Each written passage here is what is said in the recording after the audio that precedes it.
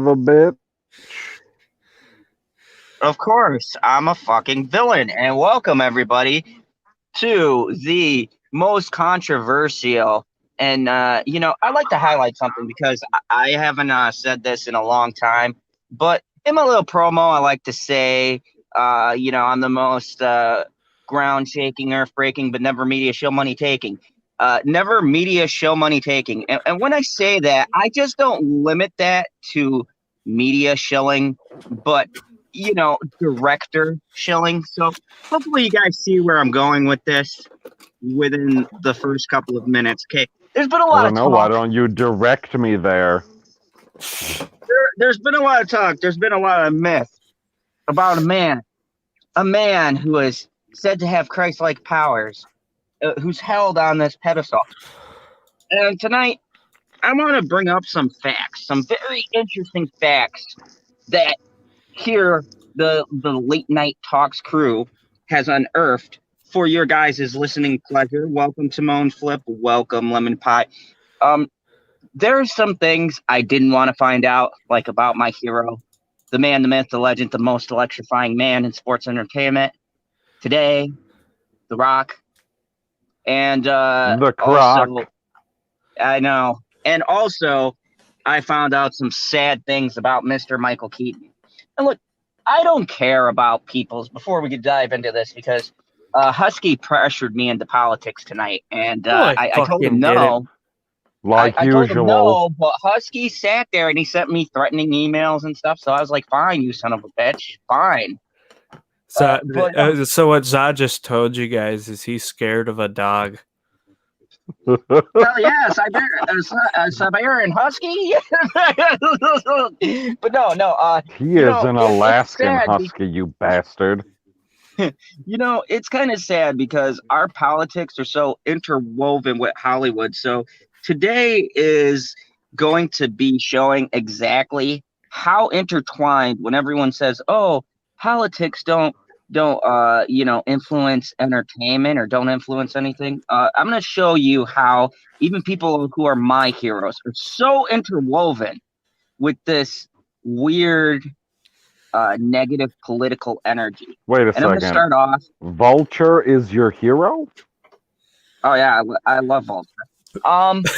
Anyways, I know it's kind of an oxymoron because yeah, he was a villain. But anyway, so we're going to talk about first off to kick things off. We're going to talk about Mr.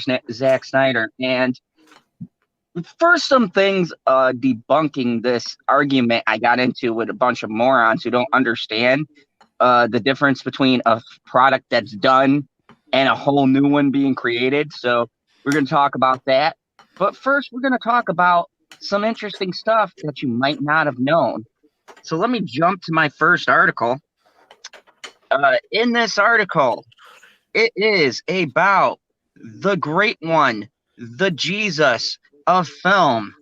And unfortunately, the man himself, the myth, Mr. Dwayne Johnson, throwing their support very publicly and joining the cast of these wacky idiots in Hollywood who are openly throwing their support for Mr. Biden, Justice League director Zack Snyder, and Black Adam star and actor Dwayne Johnson have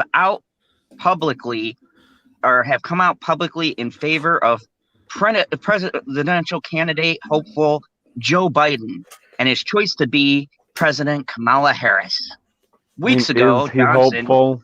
50-50. Weeks ago, Johnson, who produces and is starring in DC's soon-to-be hit, I ad-libbed that, I know. DC hit film Black Adam, posts his endorsements on Instagram as a political independent, doubt it, and centrist for many years. I voted for Democrats. So I hate to pick apart the Rock statement here, but I don't buy you're a centrist if you voted Democrat for many years. I don't buy anyone as a centrist unless they're like Teddy Roosevelt, which was an extreme centrist. Yeah, you know what, Husky? I'll buy that for $1 because I know exactly I know exactly what you're talking about. In the past, I have also voted Republican in this critical election. I believe Joe Biden and Kamala Harris are the best to lead our country.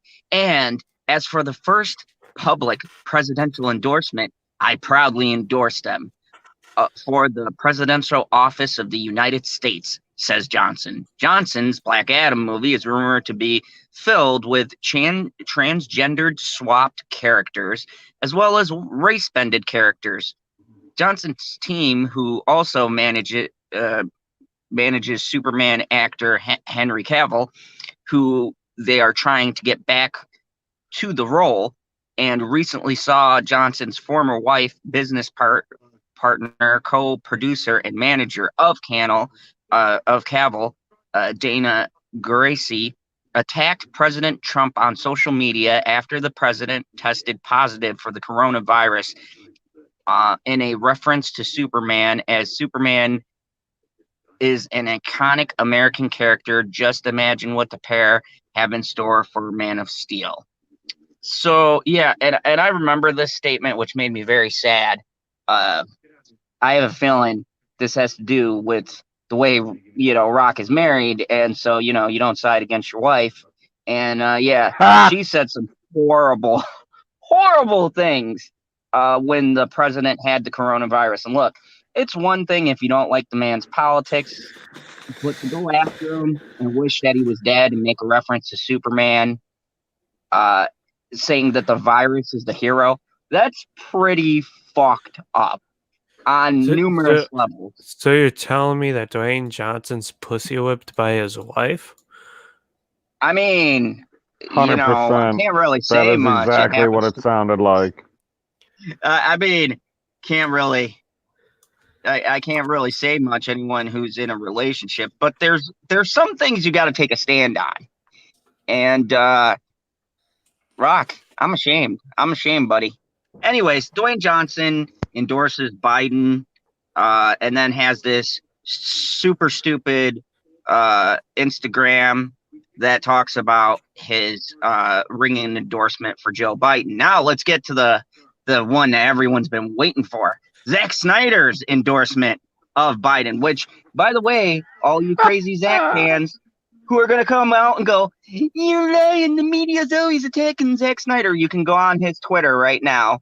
I have his, I went on his Twitter and he has it posted on his Twitter for the whole world to see, just so you can go fact check it for yourself.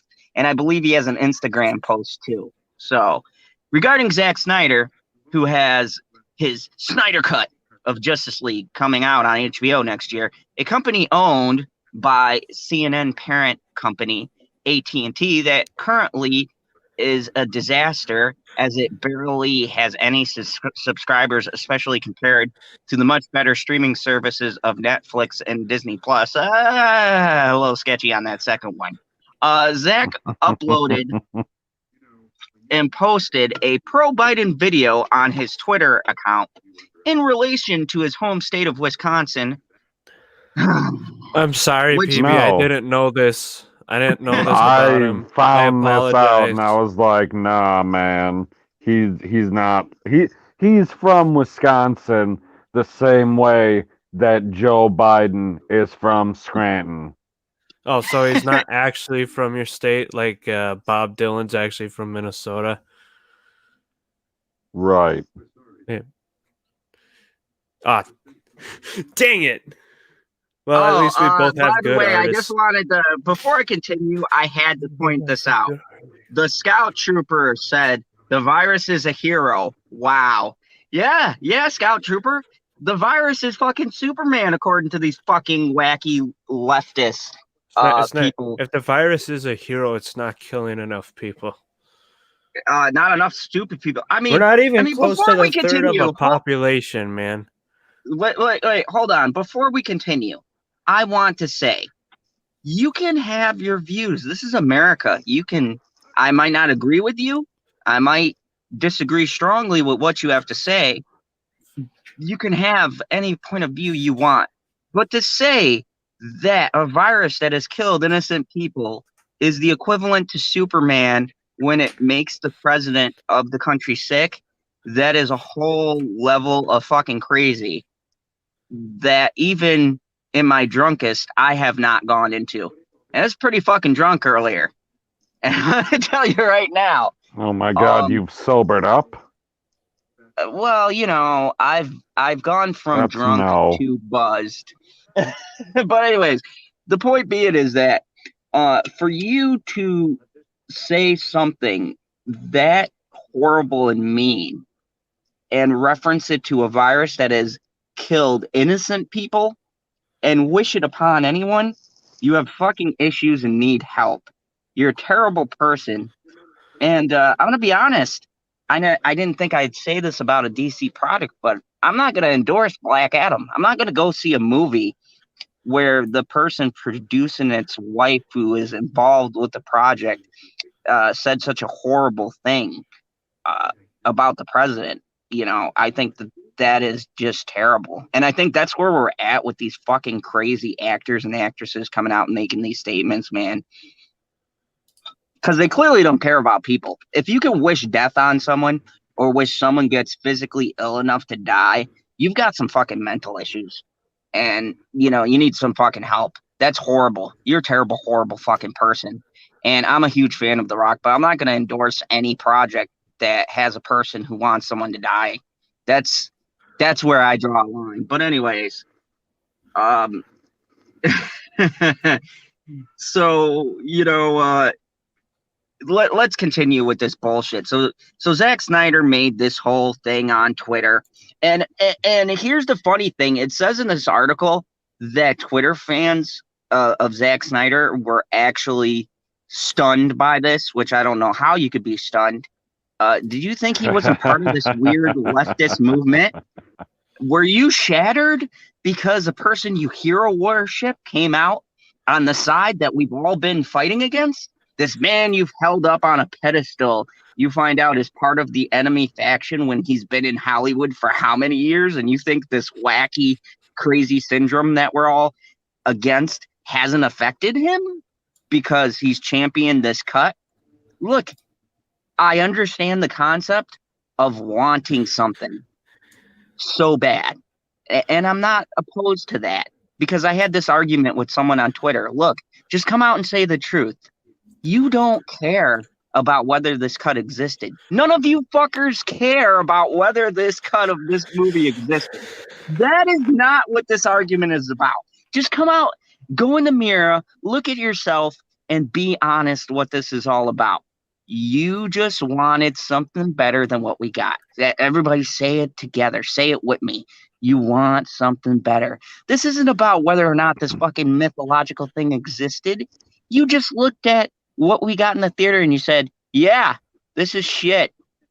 I wish we had a better version.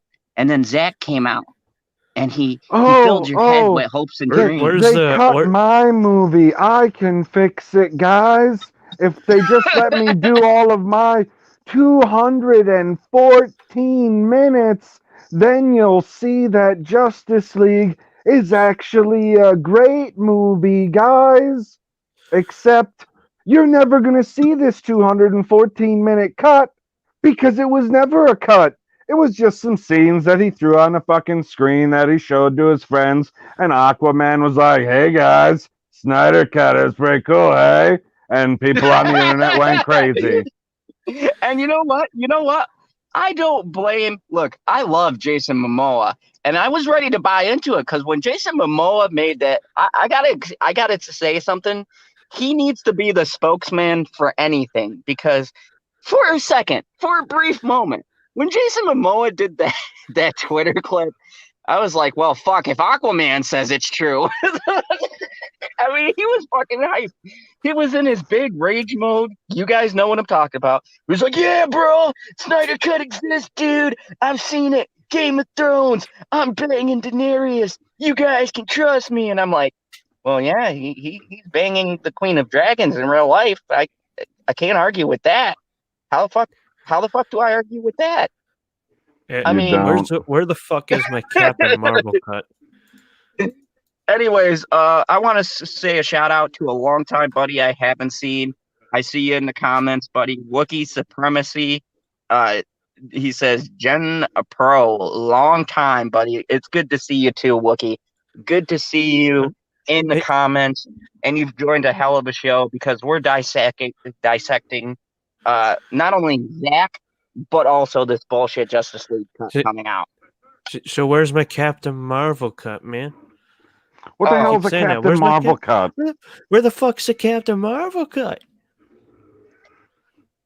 Oh wait, Husky, I was going to say, get the fuck out of here. Get the fuck out of here. Don't be starting a new hashtag for Brie. We need to leave Brie away from everything.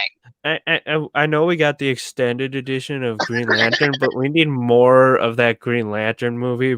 But really, we just need more Ryan Reynolds, anyways. I know. Let's just get a cut for everything. All right. Let's get a lot of fucking movie that never existed, but we said it existed. Let's continue because this is just one of like 4 articles just dealing with Justice League tonight. I got so much shit to talk about. Regarding the Snyder Cut, AT&T and CNN they're a company of CNN, or a parent company to CNN. They supported Zack Snyder coming out with this video. The Twitter account in relation to his home or state of Wisconsin, which is filled with seemingly working class people offering how Trump failed them and to vote for Biden, the politician who has worked for 47 years.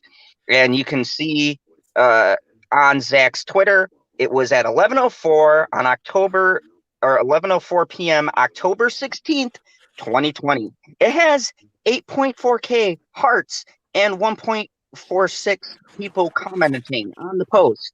So I'm not bullshitting you. This isn't something I pulled out of my ass. Go look it up on Twitter. It's like trending like a motherfucker. Anyways, AT&T is also anti-Trump. It's been no secret the whole fucking company of AT&T, which is also owns Warner Media and DC Comics, which means a lot of my favorite things are going to get ultra political fast, has been anti-Trump, as in addition to owning fake news CNN. That's great, guy. I love this guy who made this. Who wrote this article? Anyways, recent DC movies have taken digs at Donald Trump. I don't agree with this assessment, but they say that the Joker movie saw the character of Thomas Wayne, Batman's father, described as a Donald Trump-like character, which I would have to go back through. No, no, he wasn't. He wasn't a fucking playboy billionaire, man. That's a really big stretch. And look, this isn't the first article to make a reference to that. Todd Phillips has come out. Todd Phillips has come out personally and said that his characters don't represent anything political. God, you got me fucking crying now, guy. I know, but the recent Birds of Prey movie that failed in the box office was also anti-Trump, that featured a villain in the movie Black Mass getting enraged about Harley Quinn voting for Bernie Sanders. That was in the movie, and that he gets to the point of wanting to kill her. So it's assumed Black Mass must be a Trump supporter. That is kind of a stretch. The upcoming Wonder Woman 1984. Wow. So wait a second. So Black Mask is supposed to be Milo Yiannopoulos? I suppose, but you know what? I liked Black Mask, so that explains why I like that character in that movie a lot. I was like, he's got a vibe about him. I can't put my finger on it. I don't know. It could be the mega hat he's sporting. No. Okay. Black Mask is a mobster, correct? Yeah. Richard Giuliani dismantled the mob in New York, correct? Oh, where are we going with this? This sounds like a good point here, Husky. Bring it home for us. Why? Richard Giuliani is also on Trump's cabinet. Why would he be pro-Trump if Richard Giuliani is on Trump's cabinet? The guy who dismantled the mob in New York. Because Oh. lefties lack critical thinking skills. So the upcoming Wonder Woman, and I've heard this rumor too. Pedro Pascal is based on a version of a Trump-esque character. Oh, That's about he's Cuban Trump. yeah, and I mean, there's a lot of strong arguments I heard for that argument. I'll give it a shot, but yeah, there is some suspicious the way they do his hair and stuff, and Dude, the everybody is just projecting. Everyone is projecting nowadays. They're like, oh, did you guys see the evil rich guy in this movie? It was Trump. And you're like, it was a no. female transgender who was black. That's the thing, though. People project shit on stuff, and companies pander. And why do companies pander? Because it makes them money. Exactly. So here's the thing. Here on the channel, if you guys watch the Saturday streams, you guys pretty much know where me, PB, and my father fall in line. But, and this goes for this show, and it goes for my Saturday show, which is more heavily into the politics. Our views we want to keep down the middle when we're talking to you, because this is a place where we can talk about these things. And when it comes to entertainment, it's either we've got articles that are going really far right or really far left and nothing in the middle. Like this took the rails to the right. But here's where it gets interesting, because here's where we get back to the facts. Warner Bros. TV also signed the founder of the Black Lives Matter movement to develop and create original program on its streaming services and TV channel. There's also Jason Momoa, who have backed the violent riots that have seen people badly hurt, which unfortunately he did come out in a Twitter and a video thing and say how he does endorse those, and it was at a really bad time. So that's a bad look for our favorite deep sea hero. AT&T also announced its diversity-driven new DC Comics line. Let me just highlight for you guys, because you guys know this word. Whenever they put it into, just look at Star Wars or anything that you love. Diversity-driven new DC Comics line. The future state that replaces classic DC characters with politically correct characters. This is the future state. It's called Future State. That's the new line of comics that replaces classic characters with, and I'm doing air quotes, politically correct characters.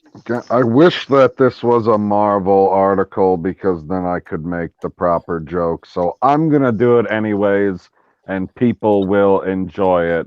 So is that like Kamala Harris Khan? All I know is when LB started, once they actually announced the characters of these race swapping and shit, LB gets really fucking pissed. Yeah, well, I mean, because he doesn't appreciate the tokenism. Well, and hold on a second. I love it. I love listening to his rants about it. Yeah, I love this joke, and it was pretty appropriate to what we were talking about. Generation Production says, at General Zod's Phantom Zone, so you're telling me that Thomas Wayne had a Trump card? Damn. So why isn't Bruce the president? LOL jokes. that was good. because Trump's about law and order. No vigilantes on his watch. So before we move on, let me open the floor to you guys, because I've been ranting now, and I knew I was gonna rant when I found all this shit out. So let me let you guys have the floor for a second. What do you think about these guys coming out and just the statements I've read? And do you feel this directly affects the art now? That this will directly affect the Snyder Cut and Black Adam coming out? Are we going to see some politics? I'm gonna say, celebrities still haven't figured out that no one gives a fuck about their politics. That's Except for the people that blindly follow them and worship them No, like idols. exactly. Like, there is nobody out there who was getting swayed by a celebrity on either side of the aisle. Even the few that are on the right who are like, yeah, you should definitely vote for Trump because he's whatever. Okay, give your reasons. I don't care what your reasons are. You got them. But nobody gives a shit what celebrities think when it comes to how you're going to vote. You were already going to vote that way anyways. I've never seen anybody in my entire life be like, you know what? I was gonna vote for Trump, but then The Rock said that he was voting for Biden, and you don't go against a great one. oh, and it gets better because I haven't even gotten to Michael Keaton. I'm saving that gem for later. I'll give him one thing. The man at his age knows how to cut a promo. I'll give him that. I came close. I was like watching this and going, if you're gonna make a video to endorse a candidate, like that's a damn good. That's a damn good start. Because in his promo, he said, "Hey, he's like, hey guys, I'm the freaking Batman. What are you doing? Go out and vote for." And I was like, I don't know what to do right now. Batman, Oh, the OG I know Batman just what. told me to go Thank vote for you. Biden. Now I know It's what not to the OG do. Batman. The OG Batman's dead. Yep. Okay, well, I like Michael Keaton Batman, so shut up, Chad Roosevelt. No, no. Adam West is the original, man. Without him, there'd probably not be any other Yeah. Batman Just stuff. ask Peter Griffin.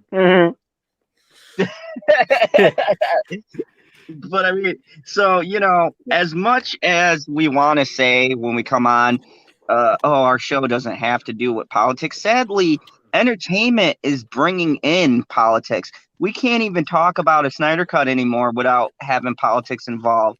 It's like, Zach, your movie's coming out. Is this really the time you want to weigh in on You a really political want stance? to split your audience? Because there's going to be some people, because I heard at least one person that said that he wasn't going to waste his time because of this bullshit. And his name is General Zod. Yeah, you know what? I was down. Look, all of the hate, all of the negative bullshit we've been getting, all jokes aside, from even mentioning stuff about this stupid, ridiculous myth, all that aside, even wading through that bullshit, I was gonna go on my HBO Max subscription and go, you know what? I'm still gonna do it because curiosity, right? You want to see the train wreck. Everybody watches NASCAR. They don't watch it to see a bunch of fucking cars go around in a circle. You watch it for the crash. So Duh.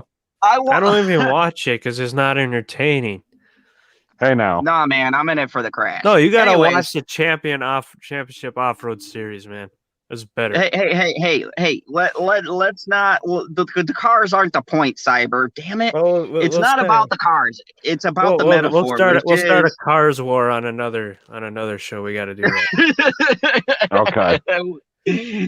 It's about the crash, right? That's my metaphor I'm going with here. And so I wanted to see whether or not this was going to be a flaming explosion, or if for some strange reason, and Christmas miracles and all that, this might be the most mind-blowing thing ever.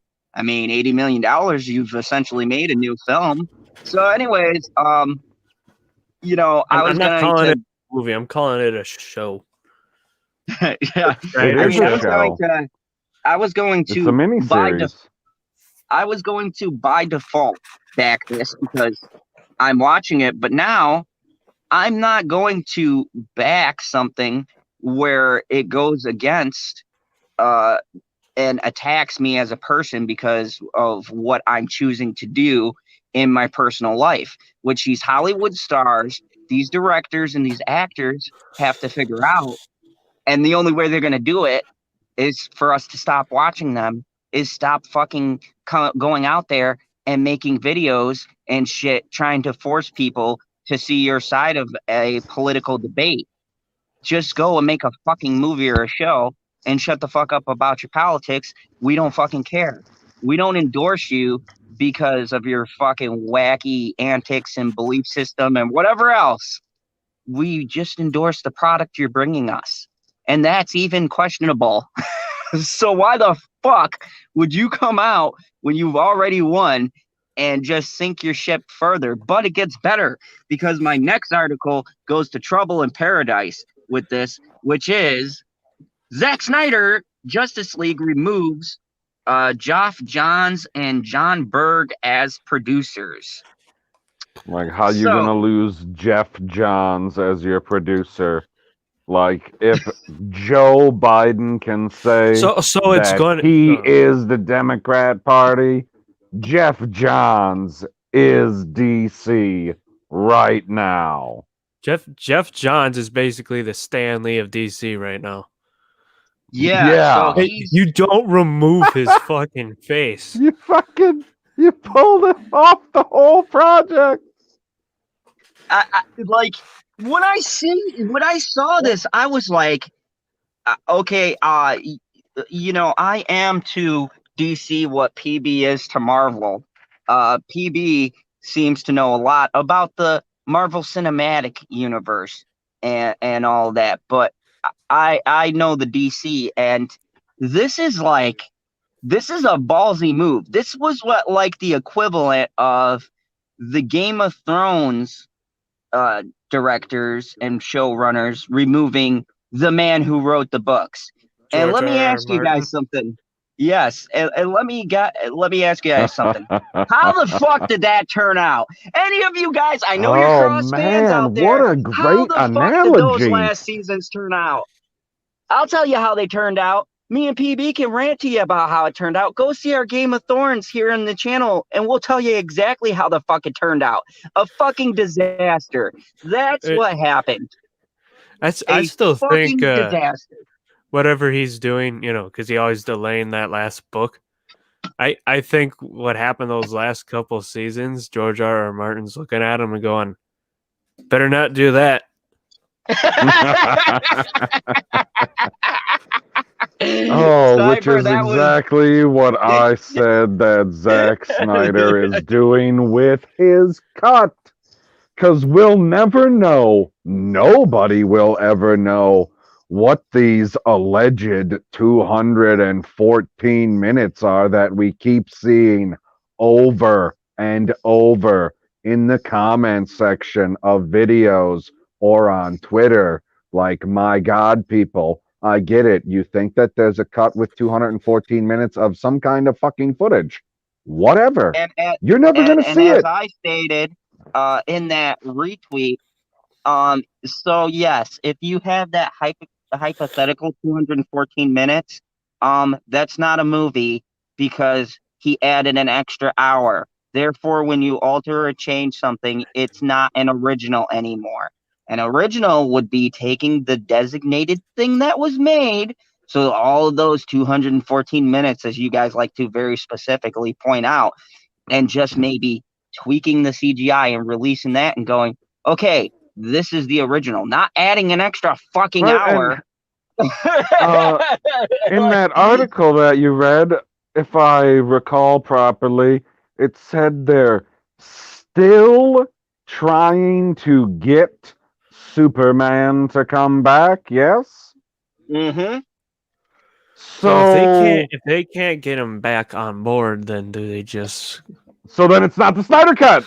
Yeah, No, they're trying to get him to come back to Black Adam, but he is back for Justice League. He went in for the reshoots. So he's on board the Snyderverse.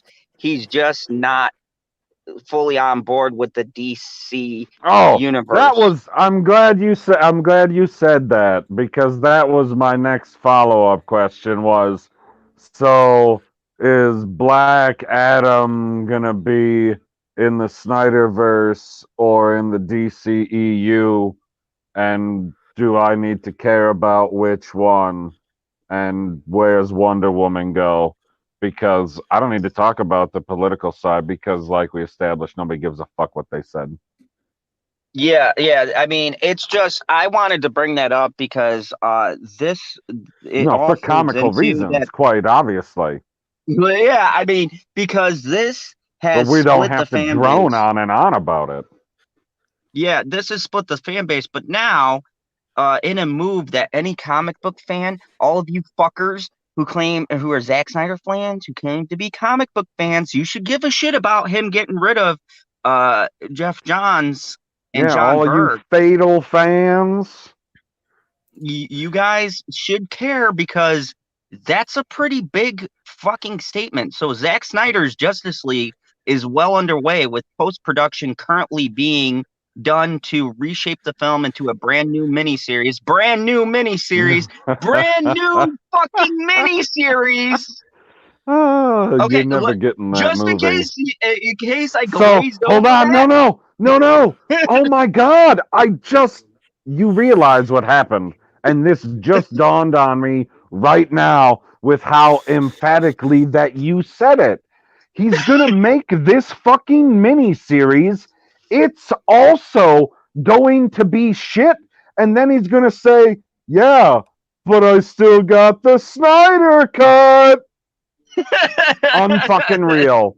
Unfucking real. You gotta be fucking kidding me. The thing is, he doesn't even need a fucking try. Oh my God. But it I can't appears believe that just dawned upon me. but it appears that it will not just be a simple recut of the original version, though with additional photography. It will not, and let me just read this again. It appears that it will not just be a simple recut of the original version,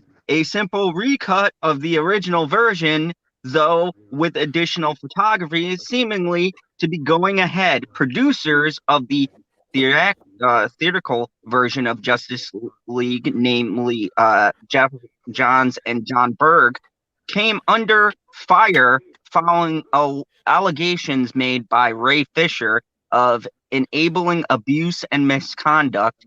These claims have escalated in recent months with support from other cast members and additional stories from outside sources. The Hollywood Reporter recently revealed that Jared Leto would be reprising his role. And don't worry, I'm going to read that fucking article because, oh boy. Anyways, will be reprising his role as Joker for the Snyder Cut, joining key cast members for reshoots. Another tidbit from the same article provided some interesting details about Johns and Berg's current involvement in Zack Snyder's Justice League. According to the Hollywood Reporter, Jeff Johns and John Berg will reportedly have their producer credits removed from Zack Snyder's Justice League. THR sources said that Johns and Berg's decisions to not receive producer credits on the Snyder Cut, as they did not work on this version and are no longer studio execs. The decision was also reportedly made out of respect for Zack Snyder's vision of the film and the additional filming that is taking place. Wait a second. Were they producers on the 214 minutes? That would be interesting, seeing as we've never Were they seen not were they not producers up to the point where Joss Whedon took over? Yeah, because if that's true, and he is saying that they didn't work on anything that's going to be in this new miniseries, that means that he's cutting stuff from the Snyder Cut. What a dick. Yeah, because according to up to this point, they have worked on all of the projects, even the projects in the Snyderverse. They have producer credits for. So, yeah, that would mean because he's removing them, from Yeah, because the they title didn't credits. work on So- any of it. And let me some kinda of it say was what this, made pre-Whedon. Let me say what this one guy kept trying to say in the comments of PB's recent video. He kept saying that's not how Hollywood works. And it's I kind of forget. He basically said the scenes don't exist but do exist. But they had to make Oh I'm my like, god. okay, first of all, if they don't have the scenes, they don't have the scenes, they have to make them. Second of all, if they had the scenes, let's say it was a CG scene and it exists, what it looks like right now is the PS1 graphics. Like everyone saw the unfinished Clone Wars episodes, right? Before Yeah. they Oh pulled yeah. all of them. That's what it looks like because it gives you a general idea of the movement and where you want the characters to go. That's what it's going to look like if this scene exists. If that doesn't exist, then they're creating a whole new scene. Now you can say, "Oh, it was a storyboard," but if the storyboard doesn't exist for that scene, the scene does not exist. So I mean, let me tell you guys. also, they don't know if they want to keep something in the cut that they're going to release until they see what the final version looks like. Because if it doesn't look quite right, especially for the second coming of Christ, then it can't be in a film. And here one more thing. Zack Snyder left the project the same year it was supposed to release. That's what all of them keep forgetting. That's why Joss Whedon just said, "Oh, just for the last couple scenes." He left the project pretty much the same year it was supposed to release. And now he's So- supposed to take all this sweet time to make his cut? Wouldn't he have the scenes that just have to touch them up a bit, maybe get a couple of shots he didn't get, and put it all together, and it should be done before... Well, I'd say that before the end of next year, but with all the shit going on, it wouldn't. That's what would have made sense It's like, when we were yeah. at 30 million, but not 80 million when that's essentially basically a whole new fucking movie. But anyways, what does It this is. mean? It is interesting to hear that this was seemingly an independent decision made by these two idiots who shouldn't have backed down for their point of view. Oh, I'm sorry. Johns and Berg themselves, and not geez, it jumped up, and not a choice made by Warner Bros. Or Zack Snyder. By rescinding these producer credits, it appears John and Berg did not feel comfortable with receiving compensation for a project they had no hand in. While this may not absolve the executives from the alleged actions that occurred during Justice League production, it certainly comes at a convenient time to reduce other potential waves of blowback for keeping their producer credit. It also notably that Johns and Berg not decided to remove their credits. Warner Bros. May have been comfortable about allowing them to remain on the film's credit. While this is not complete confirmation of the fact, the studio may have taken action in a different scenario. This circles back to Warner Bros.' particular attitude towards the controversy involving key figures. So, yeah. Husky, did you have the same? I mean, I read your name wrong. Chad, did you have the same realization I did? Yeah. We both kind of said, "Oh shit," at the same time for the same thing, because basically that said that Jeff Johns doesn't want to even make fucking eye contact with this shit. Yeah, and to compound that, from what I'm getting from it, if they took his name off of it because of financial reasons, because he didn't play any part in it, and this is what's being released, why do I get the feeling that we're not getting any of that 214 minutes and we're getting only something new? This is like that 90s Fantastic Four, which no one makes eye contact with. No, I made quite a few eye contacts Okay, with Jessica Alba. did Stan Lee make eye contact with that movie? Did he acknowledge its existence in a Yeah, it had supportive Jessica way? Alba running naked. Everyone made eye contact with that. All of New York made eye contact with that.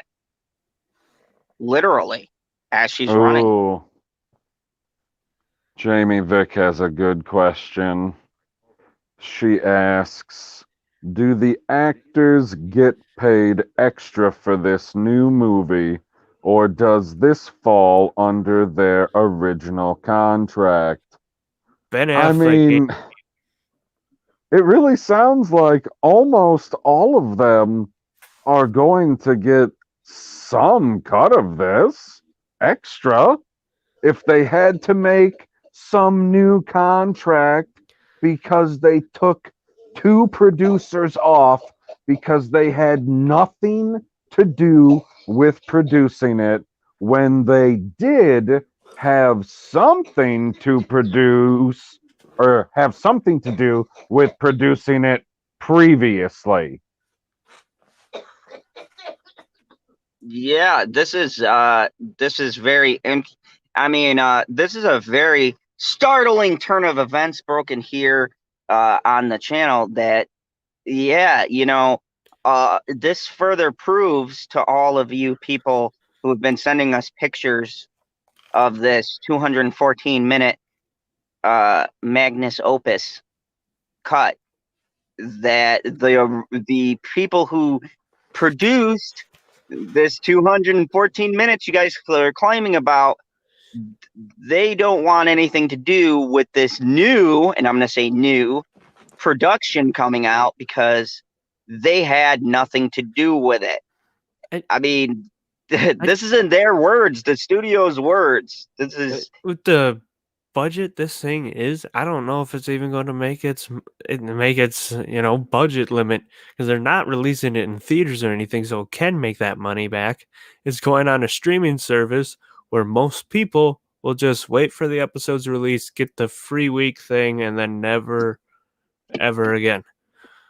But that's the key, though. Again. Netflix movies and all of them, they're budgeted very different and they go by different numbers. We will never see what the actual numbers are for anything Netflix, Hulu, Amazon, original project, or HBO, because those numbers are calculated differently than they are in the world of movies. It's not the same. They haven't given us a spreadsheet on how the fuck they determine what's a win and what's a loss. So they could come out and say, this thing is doing gangbusters. We've just gotten like 500 new subscribers and we're raking in the dough.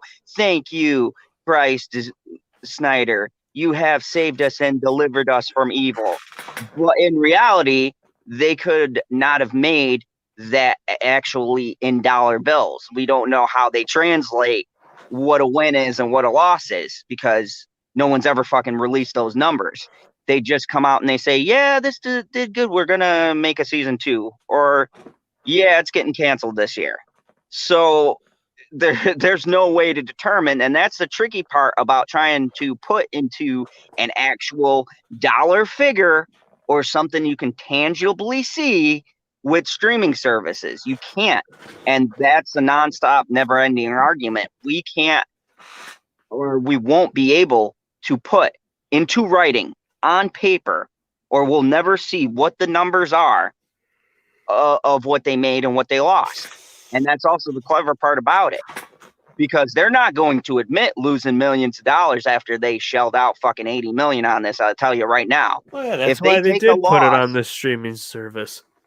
We'll never know if it palmed or not. Exactly. And they're not going to come out and tell us. They're going to do that bullshit. 500 critics have called this the greatest movie of all time. Multiple fans have said this is awesome. That's all we're going to hear.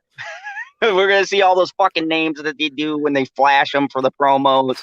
The New York Times calls this the most heart-wrenching, gut-punching blockbuster movie ever. Zack Snyder's Justice League. That's all you're going to get. You're not going to get what the actual fucking numbers were. You just won't ever see another Zack Snyder project on there. Everything that he's gearing up to do will all of a sudden be canceled. And that's how you know how well this is done. Because there's 4 fucking projects, if this thing succeeds, that is going to come to HBO. A Green Lantern and a fucking Affleck Batman and all this other bullshit that they're gearing up for if this is a big success.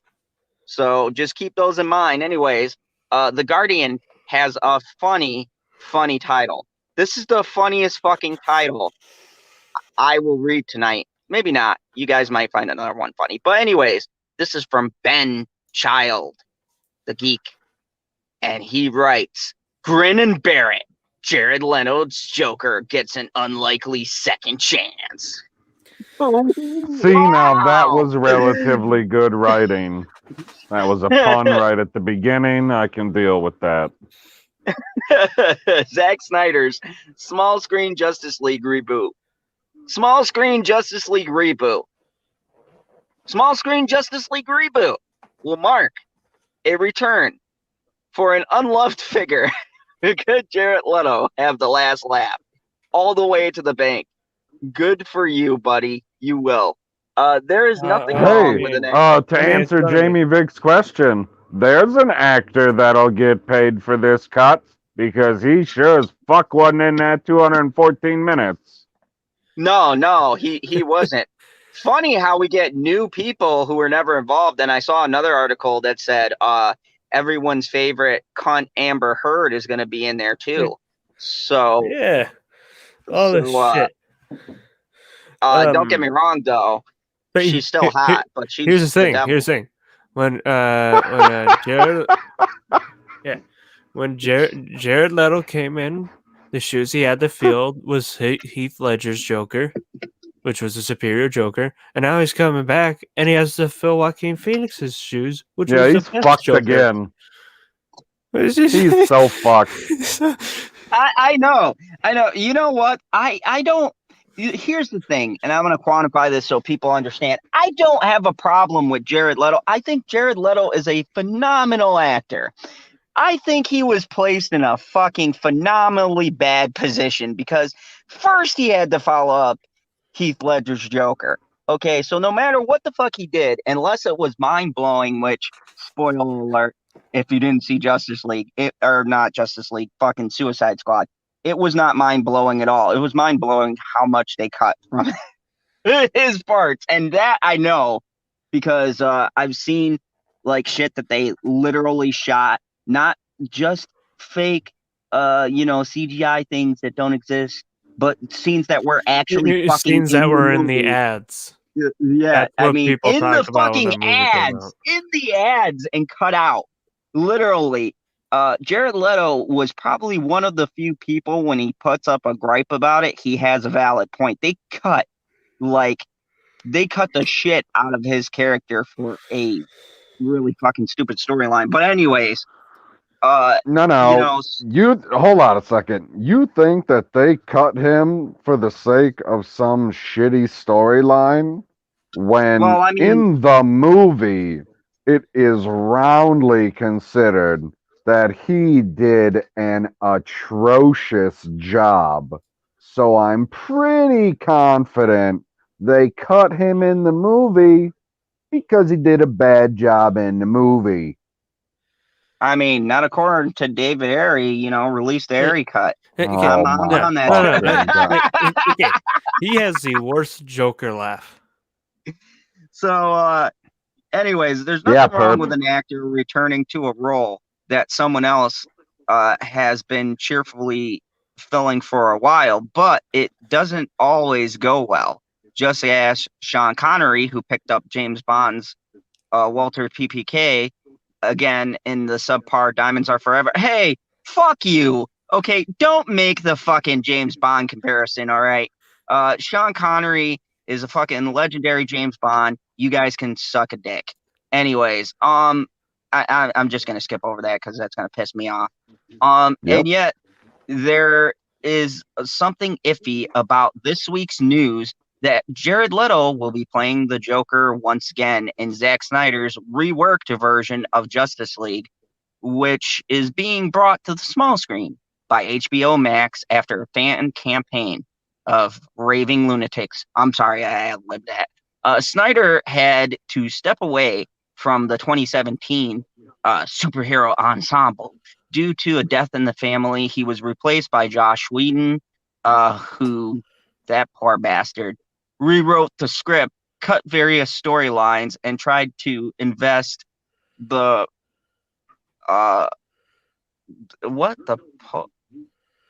post-faced power cord infused DC extended universe with added superhero bindage. I don't have any idea what the fuck those words were. Whatever. Yeah. Remember, Josh What? Whedon rewrote all of Justice League and reshot it in like a few months. No, he absolutely don't be telling people lies like that, Husky. It literally says at the beginning of the credits of Justice League, story by Zack Snyder. The That would've been only better if it was thing Rob Schneider. that Joss Whedon rewrote is dialogue. Because you know the kind of dialogue you get with Zack Snyder? Martha. Why'd you say that name? It didn't work. Justice League was no better and received than Snyder's Batman versus Superman: Dawn of Justice. Meanwhile, False. Meanwhile, Wheaton seems somehow Batman doesn't go around murdering people like crazy in Justice League. Wheaton seems to somehow have upset most of the cast, especially Ray Fisher, or as I like to call him, Ray Bitcher, who plays Cyborg. The actor originally at the centerpiece, Fisher tweeted that the director's on-set behavior was gross and abusively unprofessional. Centerpiece of what? Centerpiece of nobody giving a shit because they don't know who the hell he is? Unprofessional and completely unacceptable, and that it was enabled by Justice League producers John Borg and Jeff Johns. Borg denied Fisher's accusations. One thing is for sure, Jared Leto wasn't in the original theater cut of the Justice League, and as far as we know, wasn't part of the original Snyder plan either. Leto first played Joker in the 2016 Suicide Squad, but despite attempts to get under the skin of the character with a slew of strange gifts sent to co-stars, his performance ended up almost completely on the cutting room floor. He won't, as far as we know, be in the eminent sequel to the movie next year's creatively titled Suicide Squad either. The critical failure of the original movie and the highly public disappointment at being almost entirely written out of it, not to mention Joaquin Phoenix going on to win an Oscar for the groundbreaking and awesome life-changing Joker. Shout out, Stevie. You know I had to shill it. Led us to assume everybody else in the last 12 years that's played that role wins the award. You play that role, they cut you out of the movie. led us to assume he would not be stepping back into the role anytime soon. How wrong we were. But Snyder's Justice League has proved us wrong many times over. We thought Ben Affleck was a terrible, gun-toting, meta-brained Batman who would never again pull on the cape. Yet, he will be back in The Dark Knight of Justice League 2.0. We thought bad superhero movies were supposed to be co-signed to some bleak corner of Netflix. Oh, fuck you. Those Netflix No, originals were good. I don't like the way that he wrote that about Batman because I love Ben Affleck as Batman. I just don't like the way that he was written, that he had to just go around Yeah, murdering henchmen. here's the thing before I continue. Here's the thing. Ben Affleck playing the role and putting his heart and soul into the role has nothing to do with how the character was written. He didn't act bad. He didn't act out of character from the award-winning Ben Affleck that we know and love. You don't believe me? You don't think he can act like a good fucking action hero? Go see the movie The Accountant. That movie is fucking phenomenal. It is phenomenal. That is like Ben Affleck badass mode, and he's autistic. And he pulls it off very well in that movie. The voice modulator was also terrible, and I'm going to keep saying that. I know, Husky. Did you notice they toned it down on Justice League, though, compared to how bad it was in BVS? So, I mean, you can't blame the actor necessarily all the time for getting a bad script. How many times, PB, we've talked about it in other movies, too. Romper Stomper. How many times have you seen shit movies where actors come out on top, even though the movie is terrible, the actor in the movie performed it well. And I think Ben Affleck gave it his all. The man worked out. He put the time and energy into it. He was reading the fucking comics. He wanted to do a good Batman. He wanted to be a good Batfleck. And, he got shit for it. For something. Yeah, the way that guy reads, or I should say, writes his article would make you believe that people think that he didn't embody Batman, but I think that he did. He now here's the funny was told to do bad things. Now here's the funny part we come to in this article, because holy shit, they give a scathing thing here. We thought Snyder was a pretty terrible director of comic book movies. Holy fuck. Watchmen notwithstanding, who would never be given creative control over an entire realm of interconnected episodes? In all these areas, we stand corrected. And now Leto is also returning to show us how things really should have been. It is surely only a matter of time before HBO Max gives us Suicide Cut, the Leto cut. A 3-hour edit consisting entirely of Oscar-winning cavorting his way to method heaven amid the background of dead pigs and living rats. And yes, the fans apparently want this to happen too. Oh, by the way, that was an awesome ending. The cut, the Snyder cut, this is the numbers it has to beat of the Justice League. It has to beat the 40% on Rotten Tomatoes and the 6.3 on IMDb. Interesting. If it doesn't get past that, I think that's the critic. I think that's the critic one because it never spits out the fan ones right away. Hold on a second. Black Angus just hurt my soul. I'm sorry, guys. I went to my Twitter. This is the shit you get on my live show. You can't, Black Angus. You don't like Nathan Fillion. What the? I know. I couldn't believe it. I was like, what? He didn't say nothing about Michael Rooker, but he's like, I hate Nathan. Yep.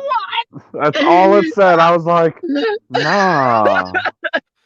My soul hurts. No, I love you, Angus, but I had to shout that out because my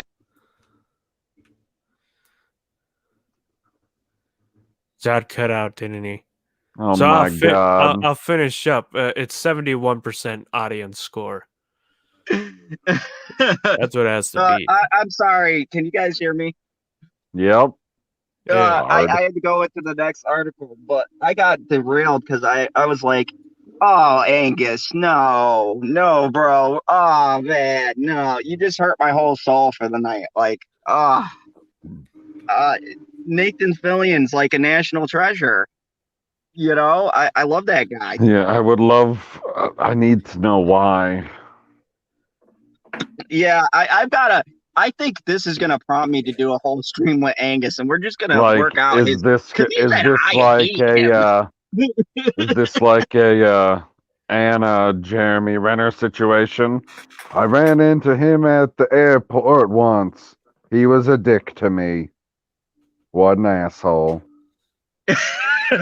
Which that's what if like you get personally insulted, I can understand. Like this, the way he quoted that was sound like Nathan went to his house and pissed on his door.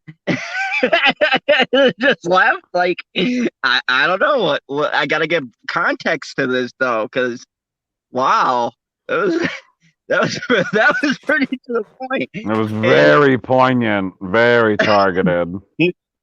And welcome Curtis, welcome Stone Cold.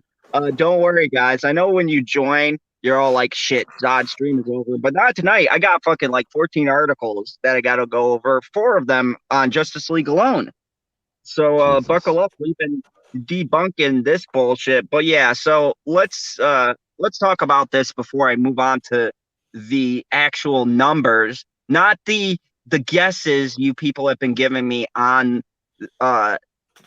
fucking Twitter. I sent PB this article. I will give you the fucking actual number for the cost of this bullshit that they're giving Zach. And it's not 30 million like everyone's been fucking telling me. This is sourced by several articles. It's not fucking $30 million, guys. So get that fucking figure out of your head. It's up to fucking 75 to 80 million that we know of. Okay? So I love that caveat. All of you fucking fanboys coming out and go, oh, but Zod, it's only through 30 million. 214 minutes, Zod. 214 minutes. Oh my god! That's the Snyder voice. That's the Snyder fan voice from now on. like 214 minutes, Zod. Just 214 minutes. That's like, those are the 2 arguments. And I'll point this out. You guys could go on, check out our Twitter, and see this fucking idiocy for yourself. This is the only 2 arguments I've gotten. 214 minutes on and $30 million. Neither of these are true. No, my favorite argument was the person who gave me the worst analogy of all time. They're like, I saw that. Wait a second. So you're telling me that a puzzle that isn't put together isn't a puzzle? And I was like, okay, no, that's not what I'm telling you. But are you telling me that pie filling in a can and frozen crust is a pie? Because it's not. Which I said, that's a much better analogy. Like, what the hell? Like, you're right. It's still a puzzle, but you have no idea what it is. I don't know what it is. You don't know what it is. If you show it to Jason Momoa, he ain't gonna know what the fuck it is either. All he's gonna know oh is, yeah, Snyder Cut. I don't know what the fuck I saw, but it was shiny. Not to mention too, Jason Momoa is banging Daenerys from Game of Thrones. If you guys didn't know that, why did I just say that right now? Because I can't really debunk anything he says because he's banging the Queen of Dragons. So, you know, shout out there. Wait, like in real life? Yeah, that's his girlfriend. She's been in the background, like when you see her come out and go, Game of Thrones was awesome. He's the only still fan because he's banging the Queen of Dragons. I would be a fan too still. So, I mean, Yeah, that's his girlfriend. Emilia Clarke is Jason Momoa's girlfriend. So for everyone who had hopes of that muscly, oiled up man in your bed, go blame your beloved Queen of Hey Dragons because man, that's who he's don't sleeping talk about my hopes on the air. with. Yeah, so I mean, yeah, Hey Jason man, Momoa. when you need to keep the wife occupied, So yeah, I mean, all of you guys came out and is like, Jason Momoa is so hot. Aquaman had a fucking 90% boost by the female audience. That was proven by the numbers. That was the one movie when they say target demographic is women. It was actually the women that boosted that fucking numbers on that film. Because boy, they came out and drove. They were like, wait, Jason Momoa in water with no shirt on? Get me a fucking ticket twice. well, I mean, let's think about this. It made $200 million in China, and there's way more men in China than women. I don't think Okay, well, men were going to see that. No, I don't think men were going to see that movie. I think no, women were yeah, I going was to see gonna that say movie over and over. that's the only time you ever saw all of the women of China come out and be like, "Oh, Jason Momoa." I'm gonna be pulled off the air tonight between the Snyder shit, and they're gonna be like, "Zod's a racist," and I'm gonna be like, "Nope, I'm a Kryptonian." Anyways, um, so moving along, let's get to some numbers. The things that can't be disputed that all of these people have been disputed Oh, in a case. they just go, no, that's not real. Dispute. Yeah. And this is from September 23rd, 2020. So this isn't like I fucked up moment and got an old article. No, this is Wait, a I was recent mistaken. I article. misspoke. They go, nope, that's incorrect. Trump is racist. Justice League Snyder's cut budget is reportedly 70 million. Justice League Snyder Boom. cut has reported the budget. They have come out and said the number for the budget is 70 million with week-long reshoots planned in October of its principal cast. Zack Snyder's cut of the Justice League has reported. It has not claimed. It has not kind of hinted towards. It's reported in the trades on the books a budget of 70 million. Snyder originally left the film after family tragedy. It forced him to, because we got to bring that up so we can pull the heartstrings. To hand the reins over to Josh Whedon in 2017, the near mythical Snyder Cut has consumed the talk of film ever since its premiered. After rumors stoked by stars themselves, fans finally got confirmation that not only did the Snyder Cut exist, but they would actually get a chance to see a version of it. Not the actual cut, a version of it. Warner's Media finally announced in May that the Snyder Cut would be coming to HBO in 2021 as a 4-part limited series. Initially, it was thought that Snyder would simply be working with what he had already shot. Let me reread that for everyone who's hard of hearing or their ears are plugged with stupid. Initially, it was thought that Snyder would simply be working with what he already shot.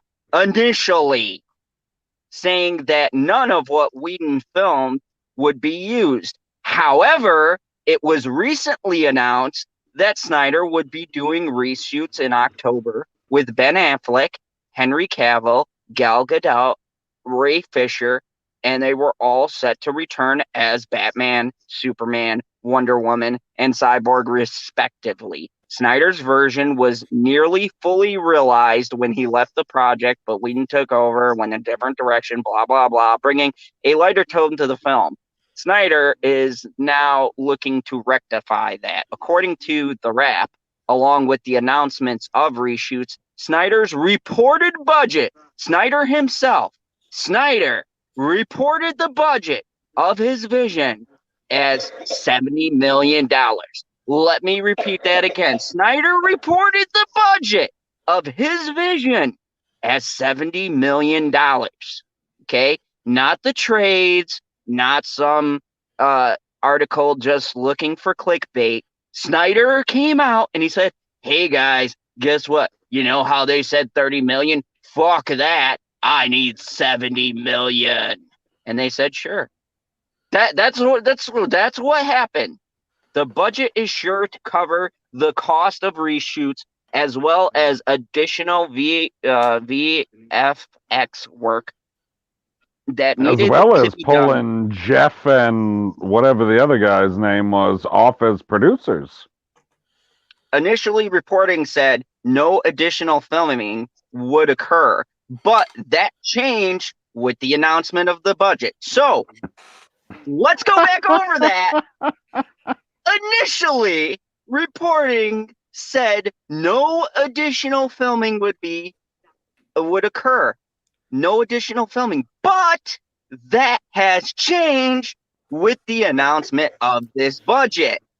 Additionally, a lot of time and manpower are going to editing and creating 4 hours.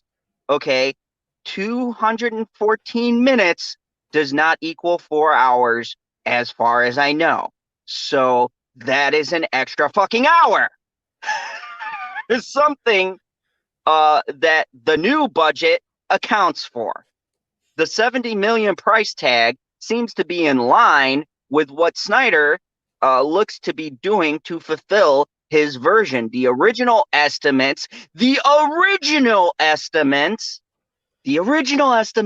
complete the movie was 30 million. Now it's 70, people. So all you guys out there who argued with me, the original estimate was 30 million until HBO came along and said, yeah, fucking take this extra money, man. Go out and make your dreams come true.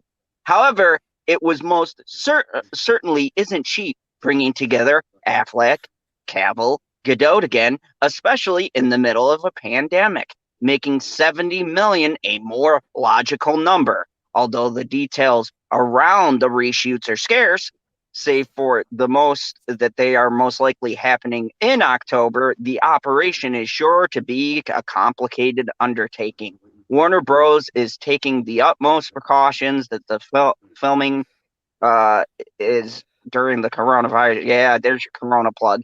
This news goes to show Warner Bros. And the cast dedication to Snyder's vision. Several cast members advocated for the release of the Snyder Cut, blah, blah, blah. Warner Bros. Announcement that it would actually be released. So while surprising, it makes sense that they will be returning for reshoots, giving the $70 million budget also shows Warner Bros. Commitment to Justice League and the Snyder Cut, as that is a ton of money, to give a movie that's already been released. It is a ton of money to give a movie that's already been released. So, regardless, whether fans, no doubt, are thrilled about the Snyder Cut, and it's getting the money it needs to adequately put together to see this vision come true, blah, blah, blah. So, okay, folks, what did we get from that? Let's see. The article plainly states not only the original figure, which was this 30 million that you guys have been arguing with me for a fucking week about, not only did they say that was the original budget and the original idea for what they thought it would cost. I feel like you don't need to say you guys. I don't think anyone in the chat was arguing with you. You gotta say the wackos on Twitter. Oh, yeah. The wackos on Twitter who argued with me about this and said, oh no, but $30 million, this is fake news. No, every trade and fucking Snyder himself and fucking Warner Media and Time Warner and every other fucking subsidiary in the fucking world of making this film has come out and gone, no guys, it's 70 million. That is the budget. So That is what's on the books. That's what you could go and fucking look up. If you could I put it have literally in an Google. important question. I feel like this is a very important question for anybody who is a fan of any of the lead actors in these movies. Is this going to count as a film as far as their contracts are considered? Because they have contracts similar to MCU style contracts where you sign on for X number of movies, correct? Yes, and as far as it goes from a technical standpoint, I actually know the answer to this question, surprisingly, because I've had to dive into the stupid bullshit to combat these fucking weirdos. Um, this is under their previous contract because this was supposed to be like with Avengers, right? Like everyone re-upped their deal for the next set of movies for the block of, leading all the way to Infinity War. The contract stopped every like team up, so to speak. So, all Okay. the separate movies came out and that was under one block, and then they had to renegotiate the contract for the next block of movies. So that was supposed to be what the idea was for Justice League, right? So everybody was contracted for like, say, Batman versus Superman and Man of Steel, right? That was one block of movies. Henry Cavill and Ben Affleck, respectively, were contracted for that. And then the team up movie Justice League. Well, this is technically Justice League, so they're technically contracted to this project. Except for there was something with Ben Affleck's contract. He had to actually sign on Well, again. man, it's called Zack Snyder's Justice League now. But yeah, it's Ain't still that there a was bullshit fucking title? You're so goddamn self-important. You got your name put before Justice League, and you're not even a comic book hero. You're just some asshole. Oh, hey, Keely Chow, welcome to the channel. Says Birds of Prey What's is up, better than Keely Captain Chow? Marvel. I agree with you. I Clearly, you've don't been on know. my channel before. I have not seen Birds of Prey yet. Birds of Prey is better than any episode of Batwoman. I agree with you, Keely. I can tell you, I haven't. I haven't seen it. I haven't seen Birds of Prey, but I can tell you how I know it's better. Because Margot Robbie does a great job of playing her character and being spirited about it. Yeah, we've Hey, had man. this. Alice is great on Batwoman. Yeah, I'm talking about like the Captain Marvel one. I was trying to get that in. Oh, yeah. Keely Chow, I'm really loving you right now. Says there needs to be a Snyder cut of Arrow season 3. oh shit! Who's the bad guy of season 3? Season 3 was Raj Al Ghul. Yeah, we all know. This person knows their fandom. They also Snappy came back. There needs to be a cut of Buffy season 6. That was and good. Welcome, Geekicidal Tendencies. Yeah. So I mean, here's the thing. Everyone who argued with me about the budget, it's 70 million. It's not 30. Stop throwing up ridiculous numbers. It was 30 million before they actually started to dive back into this. But there's a fucking hour, not 214 minutes on. No, it's not that number anymore. Everything about this is different. You guys got wrong or old information. It's now fucking a 4-hour epic miniseries that is definitely not the original cut that everyone was screaming about. It's a completely fucking new creation. It is a new. Everyone remembers, like in school, when they said, "Hey, get the articles with the most recent dates," right? Mm-hmm. Yeah. They were They pulled a me. It's understandable. I've done it live. They pulled a me. They looked up old articles and they said, "Look, Snyder did for 30 million, 30 million, 214 minutes on 214 minutes." I swear to God, the next fucking person who tells me 214 for anything, I'm gonna fucking lose it. If someone just says, "Hey, on 214, I'm gonna go fucking crazy and wind up beating the shit out of someone," if I hear Dude, you fucking know number. what 214 is? What? Valentine's Day. Hey, Geekocidal, thank you. Geekocidal Tendency said, "I've heard upwards to 90 million. Jesus Christ. Geekocidal, find me on Twitter. If you can send me something, I would love to combat these fucking weirdos. Yeah. So send me something about that so that I can shut up these people who keep on telling me these false numbers and, wrong facts about how it's 30 million. Yeah. And even, speaking of like the updated articles, like, I found so many things because I have a few key points like that PlayStation may fail thing that I'm working on.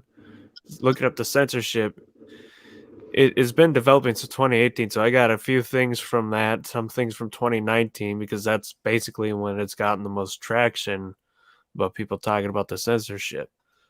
Some of the other stuff I'm still looking for, like the Japan companies leaving, which I saw YouTubers talking about, but they failed to share links. And I'm having a hard time finding it when I'm looking for it because I don't know the name of those companies. Right. So, speaking of HBO Max, let's talk about they are dumping a lot of money into your Lord and Savior Zack Snyder, and they've done something particularly interesting.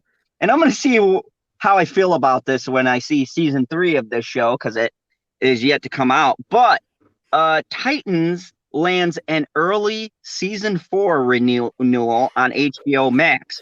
So I'm telling you right now, season 3 better be the most fucking mind-bending season, because they have super fucking confidence that when we watch this, it's gonna blow our fucking minds, because they've already re-upped it for season 4 renewal. Well, then it better be better than season 2.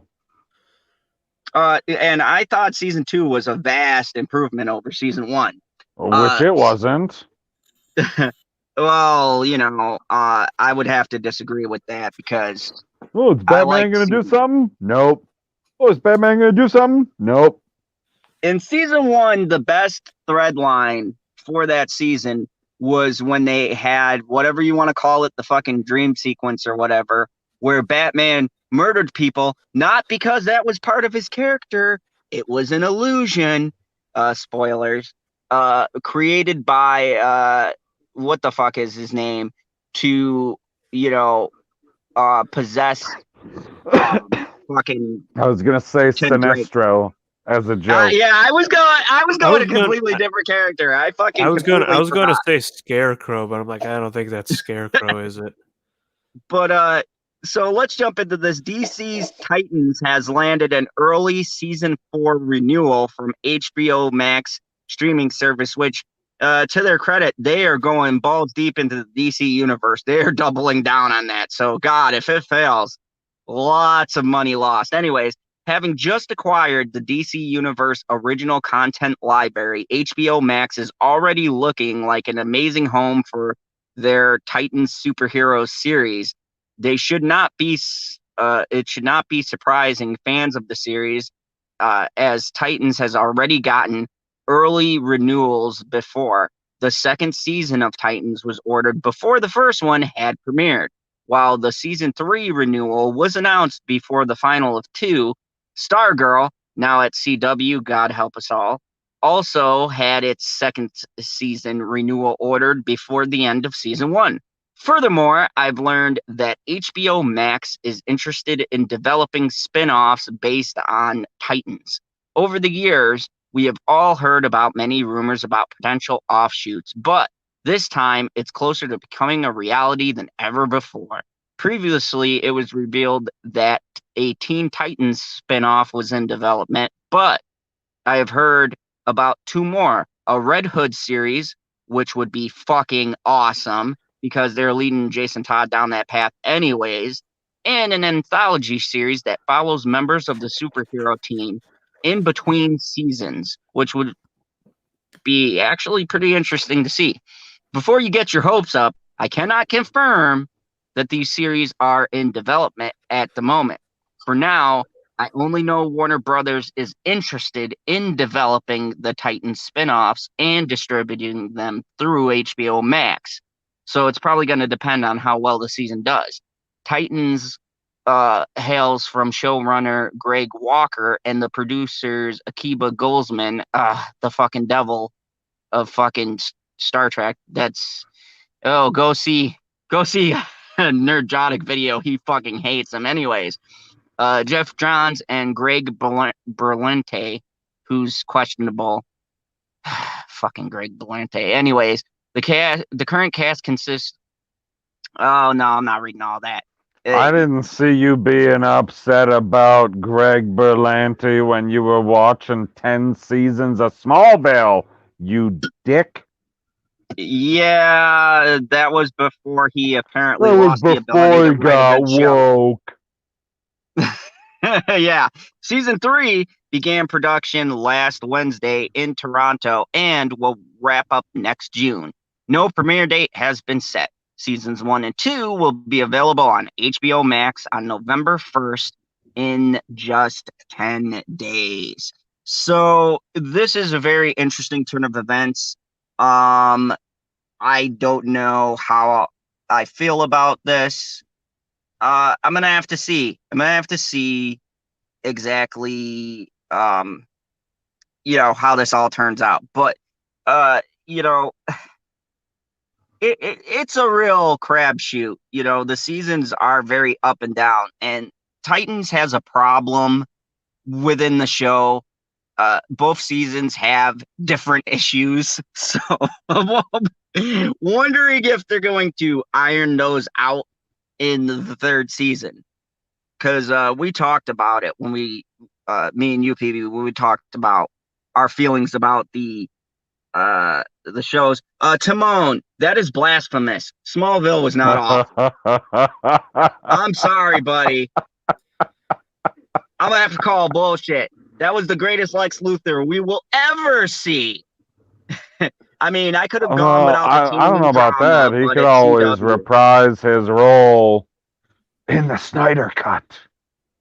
Okay, Oh, I they wouldn't could be always- surprised They if could always Michael. just end up getting Bryan Cranston and having him being. Oh, if they got. I If they told got you guys this Walter- last week of that thing, and I'm like, now ever since I saw someone do that stuff, and it's in my mind, I'm like, I want him so bad now as Lex Luthor. Walter Hardgrove White as Lex Luthor, I totally buy that.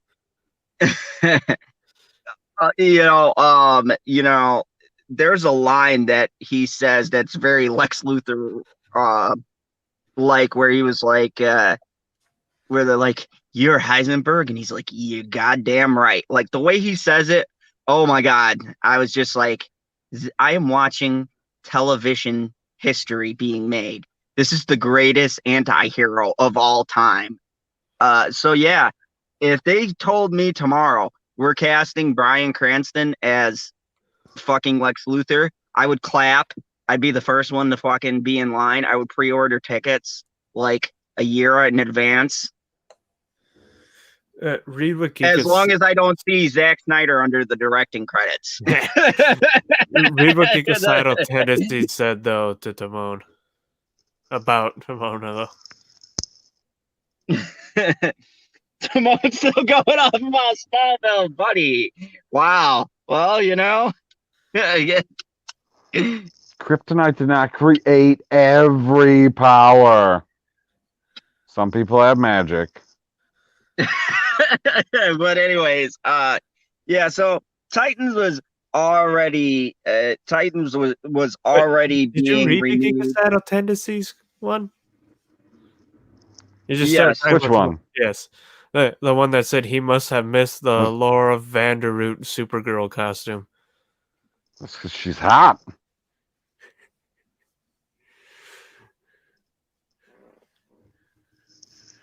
Okay, so I don't sound Yeah. completely biased and like a DC shill, even though I love DC. I'm gonna do some MCU news. We're gonna switch gears a little bit here. So this is from 2 days ago, and I had to recheck because I couldn't fucking believe this was actually a thing. If you guys didn't know, um, Netflix did some amazing shows on their channel featuring Daredevil, Jessica Jones, Luke Cage, Iron Fist, we don't talk about. And they brought them together to form the Defenders. And I thought it was pretty decent. It wasn't mind blowing, but hey, Sigourney Weaver was the bad guy. So you know, that was pretty stellar. I liked it, and of course they had the Punisher. Well, if you guys thought the Defenders was dead and buried along with Netflix shows, apparently not. Not only are they getting revived, but they're getting 2 new members. And God, I hope it's not a transgendered, superhero created to bring equality and all Wait, the you said nonsense. two new people? 2 new members to the MCU's Defenders are Are reported. they? Uh, They're not going to tell us what their names are. well, I didn't read this because I was just going to be shocked with everyone else. So slowly Okay. but surely, Marvel Studios is reacquiring all the rights of the Defenders as the 2-year hold option expired for the former Netflix properties. The streaming services lineup may no longer be considered officially Marvel Cinematic Universe canon, but there's no shortage of speculation that Kevin would like to keep several of the small screen stars in their role. I swear to God, Kevin, you better keep the greatest Daredevil we've ever had because that man is Daredevil. I will not accept anyone else. Okay? You want to see what happens when you put the wrong person in Daredevil? Go watch Ben Affleck's portrayal. Holy fucking Hurtful. shit. That was fucking terrible. Anyways, it won't be long until Marvel are able to get the band back together with the option of Iron Fist. God, please leave Iron Fist alone. Oh. And Luke Cage running out this month, while Charlie Cox, the best Daredevil we've ever seen, has been rumored to enter talks almost as soon as it became available in December. Jessica Jones and the Punisher, meanwhile, will be free to join the long-running series as of February next year, meaning the development could soon be in full swing. Now, I read a previous article stating that they want to bring back Jessica Jones and the Punisher, but put them on Hulu because, Disney Plus is like, nah, we can't have R-rated universe because we're a fucking family company. So you're not going to see any of the Sure. Defenders characters on Disney Plus. If they do, that'd be a stupid fucking decision. So, however, despite all the street level superheroes coming home to Marvel Studios over the next 4 months, we've now heard from sources, the same ones that said Ahsoka Tano will be in The Mandalorian Season 2 and Taskmaster will be the main villain in Black Widow, that the MCU's incarnation of the Defenders could be getting new additions. According to our intel, Namor, which is the knockoff of Aquaman, No, and he's the Hulk. not. He came before Aquaman. Hey, there's no blasphemy here on the channel. Anyways, and the Hulk will eventually join the team, although we can't confirm that it will be Mark Ruffalo's Bruce Banner or another Hulk that's set to be introduced into the MCU, like uh, Chow, Adamus Chow, Introduce Red Hulk. Come on, we're all waiting for it. who has been linked to debut as one of the franchise's Young Avengers. Of course, Namor and the Hulk are founding members of the Defenders alongside of Doctor Strange. when the team met in the comic book debut in 1971. So Marvel might be looking towards the past for a fresh spin on the group in order to avoid comparisons to the Netflix shows. So that's pretty interesting. I mean, geez, I don't know. I don't know how I feel about this. Sounds like you're a Namor fan. Fuck Namor. Fuck him. I fucking hate Namor. Hey, if it wasn't for Namor, Aquaman wouldn't exist. Roosevelt, I'm feeling like I'm gonna wheel your ass off of this program. Just kick that wheelchair right the fuck stage left. And man, someone shot me and I laughed at him and made fun of him. So I know, I can tell by the portrait. But yeah, well, you want to read this comment because it's pretty intriguing there, Mr. Pop Culture. Hold on. Let me zoom in a second. Keely Chow says, "I'd rather trust Kevin Feige with the MCU than Avi Arad with any Marvel movie that is not from Marvel Studios and does not take place in the MCU."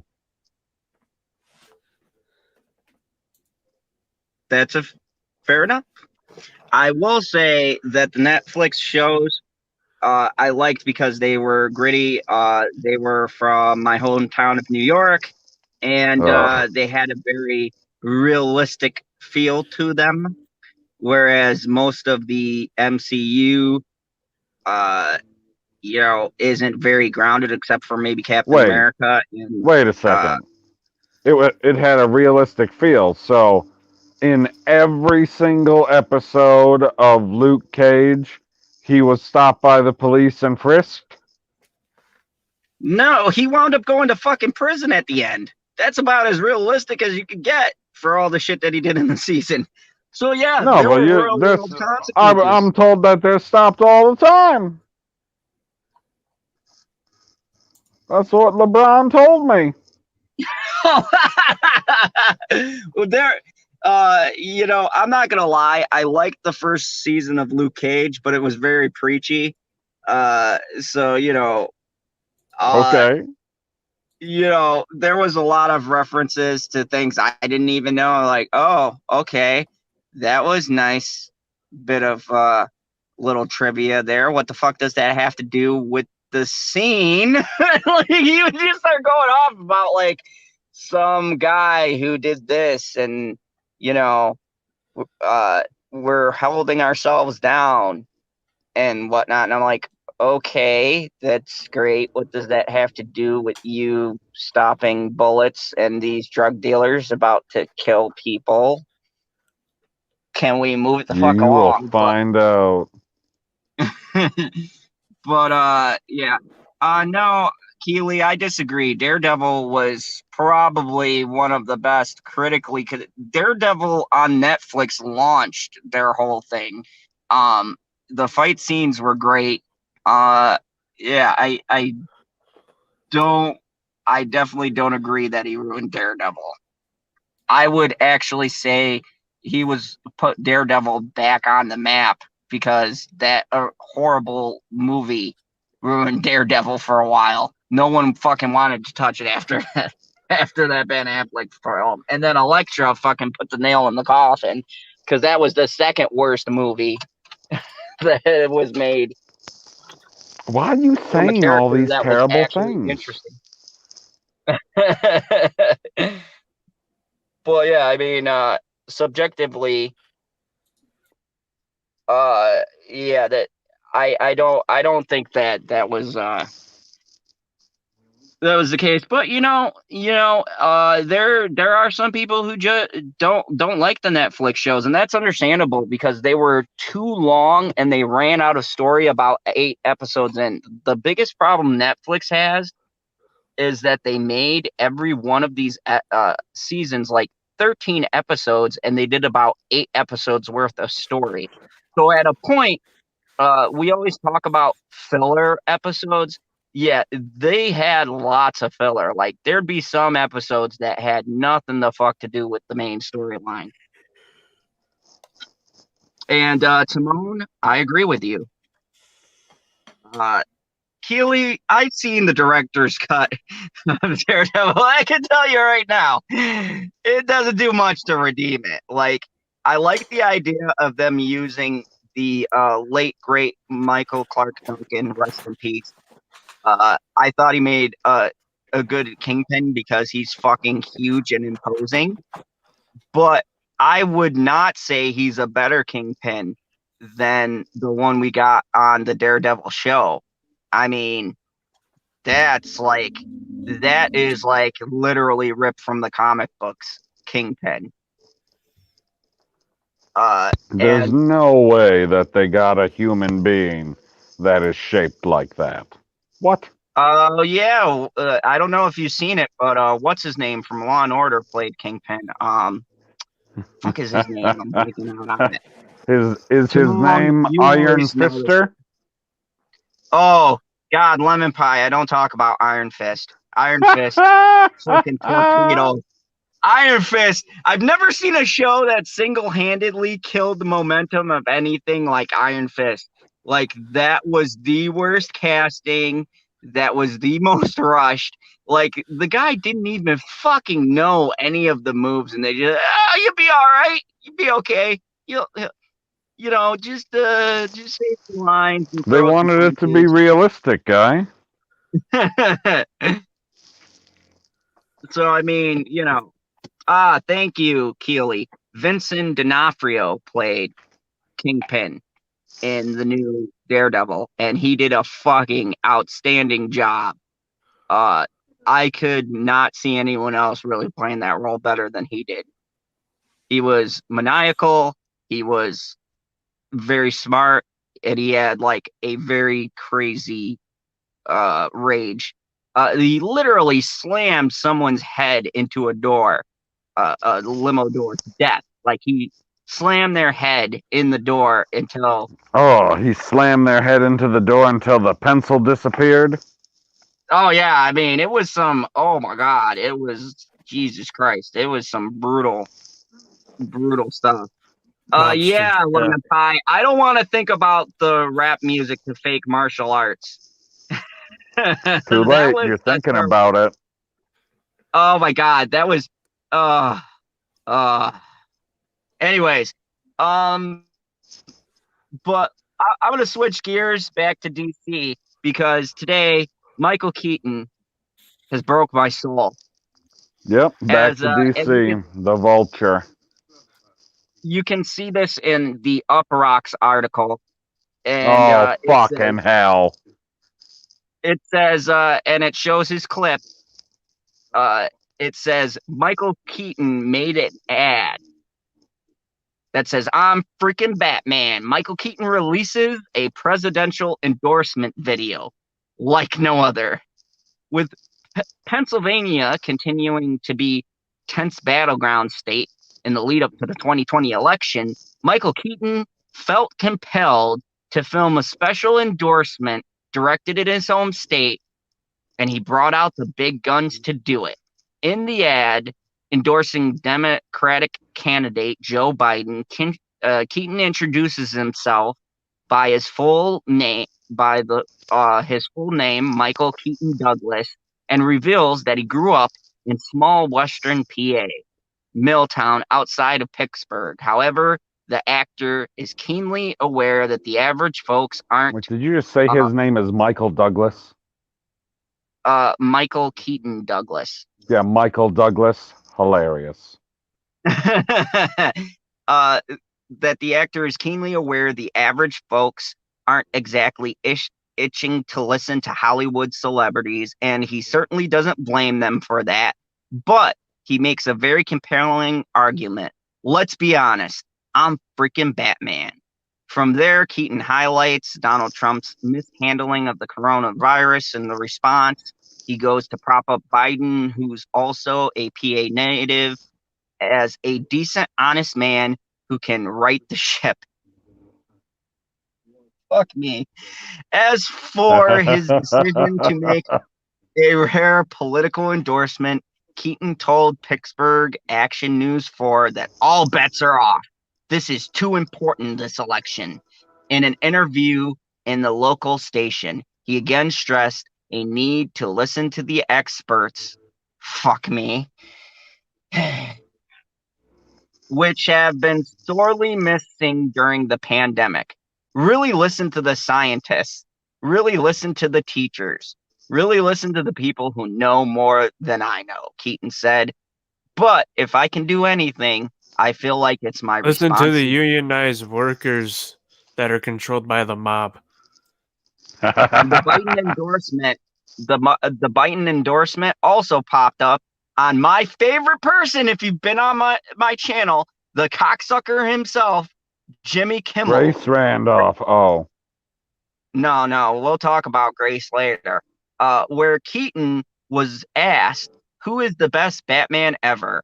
And the Mr. Mom actor, why did you bring up that movie? No one fucking even knows that movie. I only saw that movie because Michael Keaton was in it. Jesus fucking Christ. Fuck you, Kimmel. sounds like you know Hey. about that movie.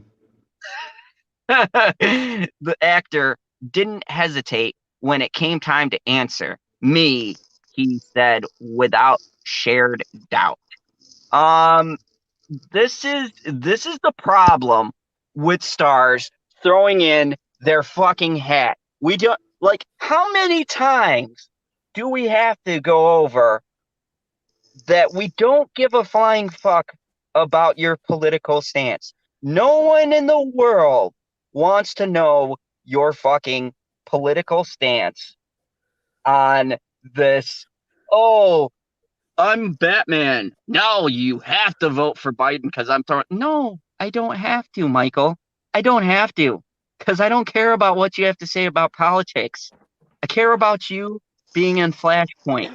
What I don't care about is you claiming that scientists and teachers, whatever the fuck else wacky shit was in that article. I don't care about your view on the fucking political spectrum. Oh, fuck me. Don't talk about the spectrum.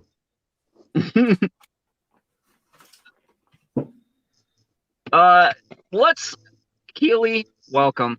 Do you want to read that statement there? Okay, hold on a second. Keely Chow says, my home state of Alabama isn't a battleground state because it will go for Trump, but it's a battleground state because the U.S. Senate race between Doug Jones and Tommy Tuberville is tight. Keely, you sound like a very reasonable person, barring your comments about Daredevil. We're always going to disagree about that. But you sound like a pretty reasonable person here, because that is very true. The state is going to go for Trump. Also, I love this. Right here, Lemon Pie said, Timon, Zod for president. Yes, indeed. Yeah, I'd vote for Zod. at this fucking point, I could probably fucking win this thing. Anyways, at Lemon Pie, when the headlights said unexpected endorsement, I thought they would mean General Zod.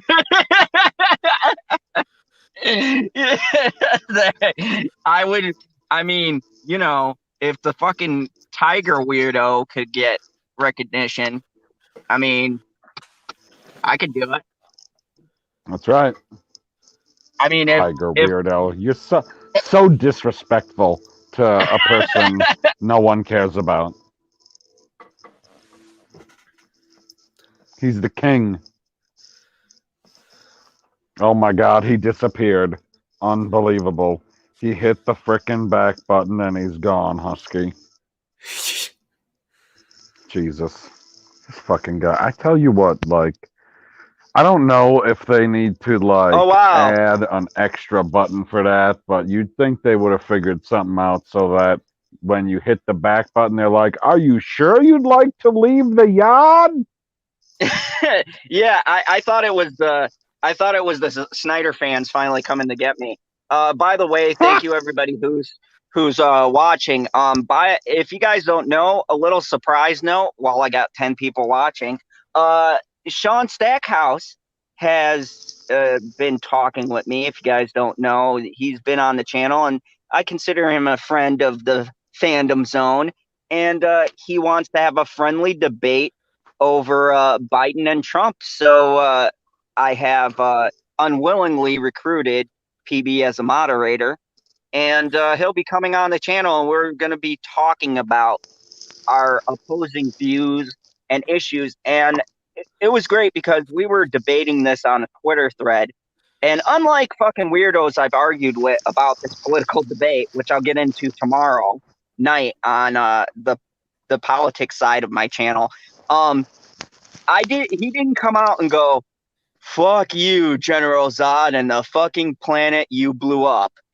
You know, he was like, hey, you know what? Let's talk about this because there's been a lot of toxic talk when it comes to politics.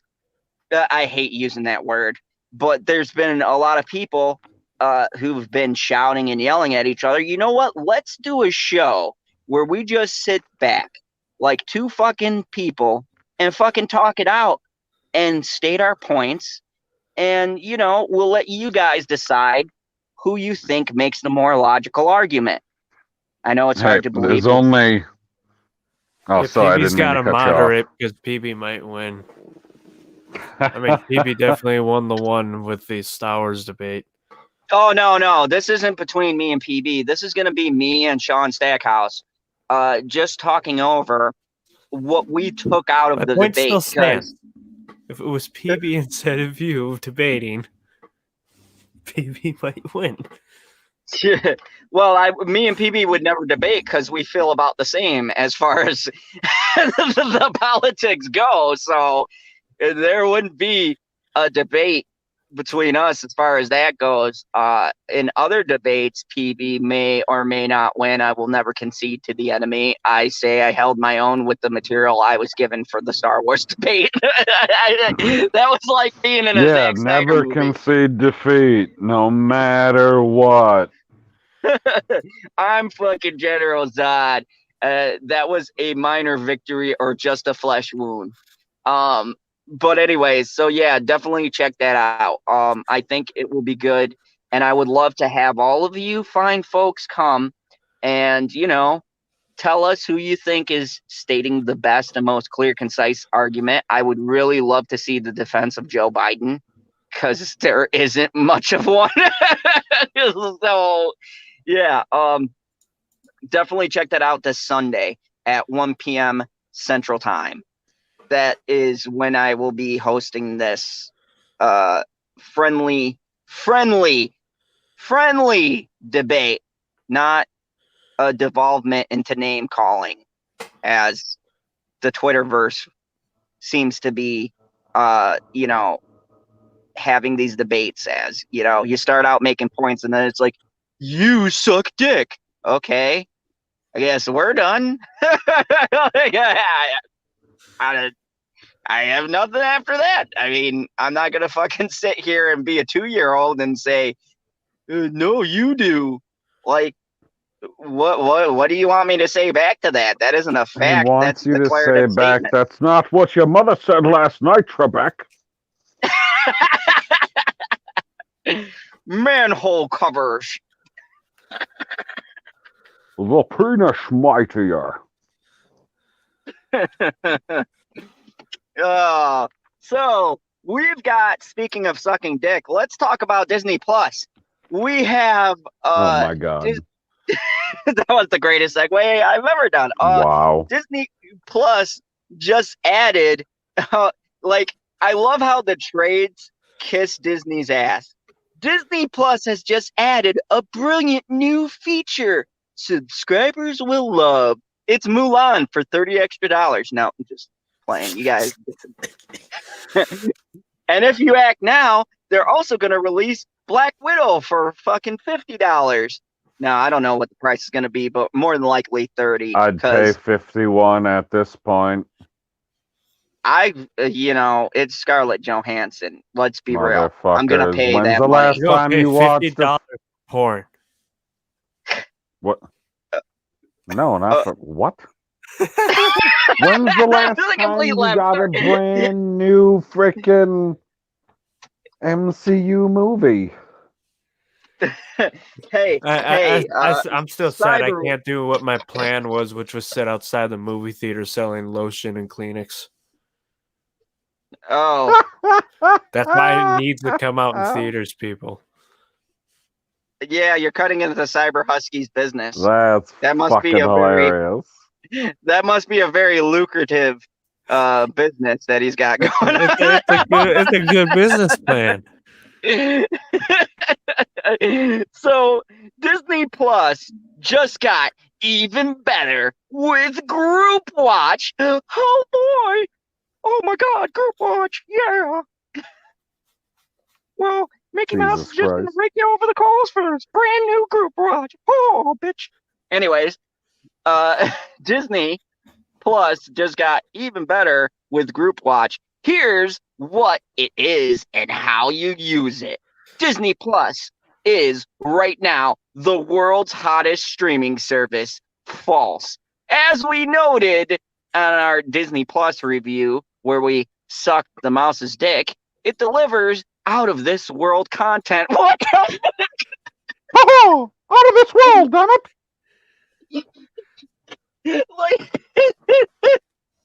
Are you talking about the thing I reviewed? High School Musical, the musical? Are we talking about fucking Mulan, that fucking piece of trash for $30? Or are you talking about the one and only show that anyone gives a shit about, The Mandalorian? Because I'm fucking confused. Or do you want to be ass raped again and watch the whole fucking sequel trilogy?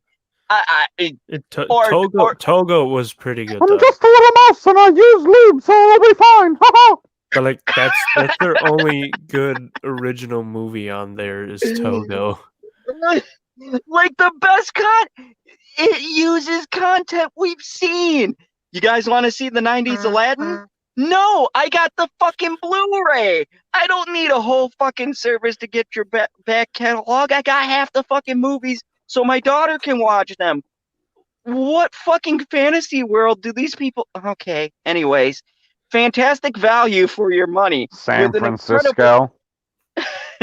with an incredible content library to choose from and next-gen viewing options like 4K, HDR, and Dolby Vision. Well, now Disney Plus got even better with Disney adding the new Group Watch feature. Group Watch does this what stupid its thing name that I've heard implies. about weeks ago. Group Watch does the thing that the feature implies. It allows groups of Disney Plus subscribers to watch any content in a group, like you're going to the cinema. Or you all hop on Discord and start talking, and then you synchronize, and then you start the movie. Like, a lot of people do with watch parties on streams, but you do it in a Discord so you don't have to stream on YouTube. Yeah, because, copyright strikes. Anyways, as can be seen in the images below, the new Disney Group Watch feature can be accessed right now in both the US and the UK by simply You should have clicking. skipped over that part of the article. They can't see shit. By clicking on the piece of content that says Group Watch, or these little fucking icons with the little group picture there, you press the Group Watch button and you are then taken to the hub page where you can then proceed to invite up to 6 people, not 1, not 2, not 3 or 4 or 5, but fucking 6 people. 10 people on piece of Discord content. in a private chat server, probably a bit more. Just saying. With each person viewing the content in sync and having access to its controls, invitations are handled by a unique code being generated which can be shared with other viewers however you want. Email it, WhatsApp it, text it. As long as the other person has a Disney Plus account, then they just click the link and start fucking watching with you. We Or think this is Discord it, you know? Oh, wait, but then you'd be using Discord and you'd be using my idea. we think this is a great new addition to Disney Plus here at T3, and it means that the streaming service keeps pace with Amazon Prime Video, which recently introduced its own version of the group watch called Watch Party. Fucking knockoff. If you're not already a Disney Plus subscriber, what the fuck are you waiting for? Call them up right now. Fuck going to the baby package. Get that $69.99 motherfucker. And with cinemas remaining off limits, many of you can just group watch. Fuck the cinema. You don't need the cinema. That's for losers. Group watch. In other Disney Plus news, yesterday it was What the confirmed. hell was that? The article? No, I ad-libbed some of that. Pornhub group watch one. I should fucking do this promo. I'd have new people going, Couldn't who's tell this where guy? the line was blurred there. I was like, okay, so either this is all ad lib, none of it's ad lib. I don't know what the hell's going on. in other Disney Plus news, yesterday it was confirmed George Lucas' Willow series will be revisited soon and shown on the streaming service, exciting the fans that the original director of the 1988 movie, Ron Howard, is returning to executive produce, motherfucker. While stars of the film, Warwick Davis, is also reprising his role, the new director of Disney Plus Willow content, which will be a TV series rather than another film, is John M. Cho, who was such a big fan of the film that he even named his real-life daughter Willow. That's dedication, motherfucker, as a nod to it. Speaking to the announcement, Cho said that growing up in the 80s, Willow has had a profound effect. The story of the bravest hero, not just any hero, the fucking bravest hero in the least likely of places, allowed me as an Asian American youth growing up in a Chinese restaurant looking to go to Hollywood to believe in the power of my own determination and, of course, inner magic. So the fact I get to work with my heroes, Kathleen Kennedy, fuck yeah, and Ron Howard is a bigger dream come true. It's a bucket list moment because everyone wants to meet Kathleen Kennedy. Yeah. That's the end of the article. I did an amazing job on that. I even got an extra person. They're like, whoa, this guy is super excited.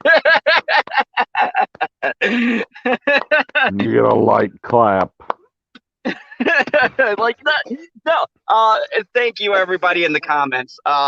No, I mean, that's how they promoted this. I had to bring up my hype level because they made it sound like Group Watch is going to fucking reinvent Disney.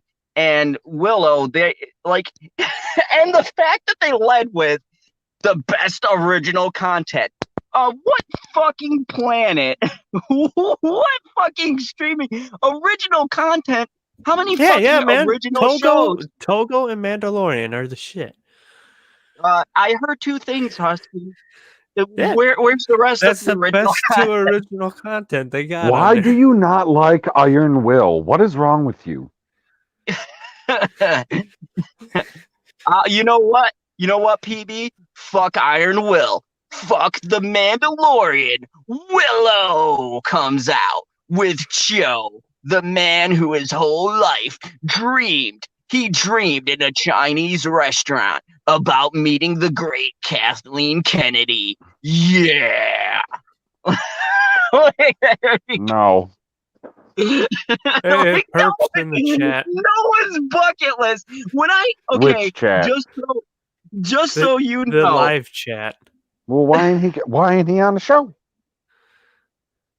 like I don't know. Perp, you should get on the show because I'm talking about QB being shut down next. Anyways, Yeah. why in the world? Okay, do you guys know what a bucket list is? A bucket list is things you want to do Yeah, before like you die. Okay, let me tell you on what I your want to do. tractor, in your sandbox. Yeah. What other kind? On your truck bed. Okay, on my bucket list, Wait, I you're not talking what, about buckets? What up, what Perp? up, Perp? What are you talking about, Zod?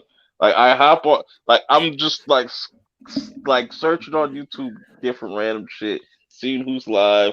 Because I'm just bored. I see like Zod speaking in his weird trailer Wait, voice. you're just Oh. bored and you could be on here with us? You're just bored? I was tired, but then I just got distracted. As I normally do. Just throwing myself in the the rabbit hole of YouTube. Just Oh, yeah, find yeah. videos. Oh, Yeah. so you liked my voice when I was like group chat, fucking changing Yeah, the you should be game. the next Batman. Yeah, most definitely. Fuck Netflix. Fuck Hulu. Dude. Those are the past. Fucking Disney is upping the game. Group Oh my chat, God. baby. Dude, if No you one else has thought- ever thought of this concept. If Like, you are thought any of the other Batmans were too small, that's Tiny Batman. So, yeah, we were talking about the Snyder Cut. We went down that rabbit hole and about how everyone was wrong about the budget. It was really 70 million. They said they I don't confirmed. know how y'all going back and forth with motherfuckers on Twitter. Like, It's fun. I couldn't do it. I just wake up. I'm like the president. I wake up and I go, "What Snyder fan can I piss off today? Let's go check." If I see anybody on Twitter with their name with anything Zack or Snyder in it, and I go to their profile, and all they do is like their profile is, yeah, I'm a devoted Zack Snyder lover, blah blah blah, and all you see is him posting about, I just ignore that person. Man, they got offended by my troll meme. I'm just completely out of the loop. We still love you. And okay, to my point about a bucket list. Okay, so this person directed Willow said on their bucket list, meaning when they kicked the bucket, their fucking sole goal in life was like, yeah, I'm gonna fucking skydive from a plane. I'm gonna fuck as many chicks as I can, and oh yeah, I want to meet Kathleen Kennedy. No one fucking says that. Who the fuck wants to meet that ugly fucking condescending cunt? Canadians do. I want to meet Brie Larson just so I can take a picture of it and then send it to Zub. Be like, haha. Now, your dream, I just girl. wanted to be clear. I hate Brie Larson with a passion. If you guys have been on the channel, you know I hate Brie Larson. That does not mean on my bucket list. If I meet her, Yeah, he spells hate Love. If I meet Brie Larson, I'll literally have her say, "Yo, can you shout out my friend General Zod?" Use the sexy voice. Can you do that? And like, I'll make her do that. Whoa. She has a what? Yeah. She has a sexy voice? What movie does she use that in? Because Hey. it's not in a Marvel movie. Hey, it's exclusively like used in the bedroom setting. That's exclusively for the bedroom. I mean, to be fair, in Scott Pilgrim, when I first ever saw Brie Larson, I said As not blank. very many people can make pink hair work. So No, I don't think that's her. That she's blank. no, that's her. I fucking looked it up. I definitely want to get a picture of Brie Larson and Daisy Ridley, just so I can make people mad.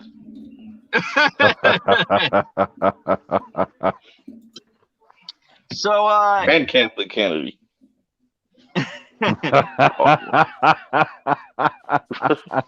I would only get a Jesus Christ. picture with one of two of those people. Go ahead and guess.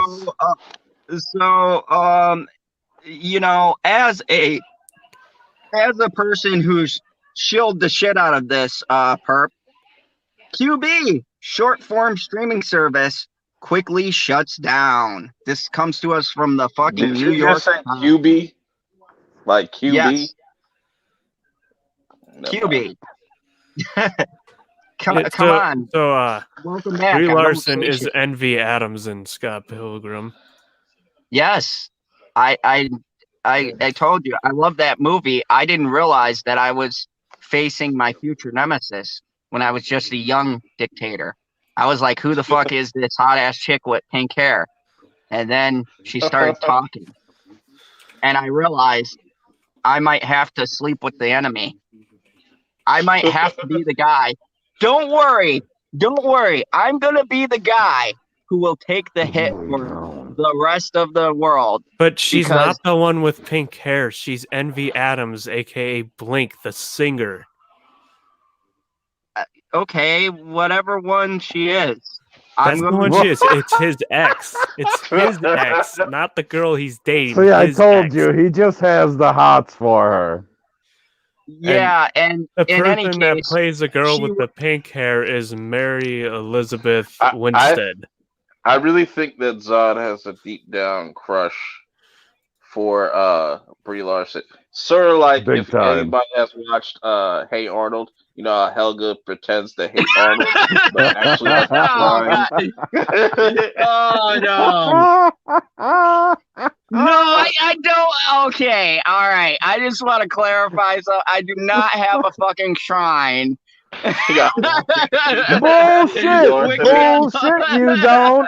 I don't believe for a second that you don't have extra Brie Larson and Captain Marvel merchandise under that poster that you won for yourself.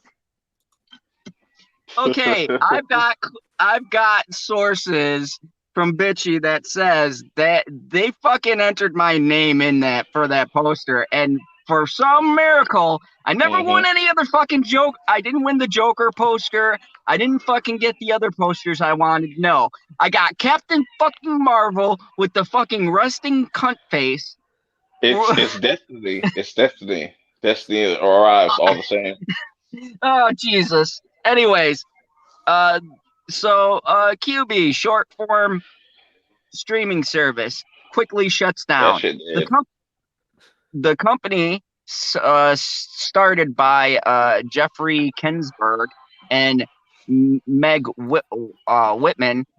It had a high-profile launch and megawatt Hollywood stars involved, but failed to find an audience. So it's only been it's only been up for like what, 7 months? 6, according to the 6? article. So Yeah. that's like, oh man, this I'm probably gonna get heat for saying this, but that's like a stillborn. Jesus Christ! Oh, tonight. Did you guys enjoy General Zod? Because I'm fucking done after tonight. That's it. General Zod's fan himself. This is the first and last time you're ever gonna hear General Zod He said ever it. again. I laughed at it. Oh man. Yeah, I was thinking in my head, I was like, is that a little bit too extreme? But 6 months, fuck it, it's dead. No, okay, wait. Hold on. How about this is a little more apt? That's like their streaming service got SIDS. Oh my God! Jesus. Okay. Disclaimer on every fucking following statement. Because holy you God, said some crazier things on the stream. Dude, you literally put out a video saying that you wanted to murder people in the bagel industry. Dude, out of all the things, I fucking ripped Sophie Turner a new asshole. And out of all of that, the fucking bagel thing was the thing that got the most heat out of the bagel. When I said fuck the bagel people, oh my god, man, the bagel eaters of the You world like what the united. bagel people do, man? It'll be like, yeah, fuck Sophie Turner, but I draw the line at delicious bagels, you motherfucker. Wait, bagel people? Are you talking about Jewish people? No. Maybe. Oh Okay, my never god. mind. Oh my, Never come mind. on. We're trying to be more progressive, Perp. Never mind. So no, yeah, so if you guys want to check it out, no, actually I took down the yeah, I took down the video. That's right, I forgot. It was basically I said, fuck Sophie Turner, fuck Game of Thrones, fuck the coffee guy, fuck the bagel delivery person, fuck HBO, fuck all of the execs. I hope they all fucking I hope die. she fall down a step or a flight of stairs and fucking breaks her neck and dies. And I was like, oh my god. And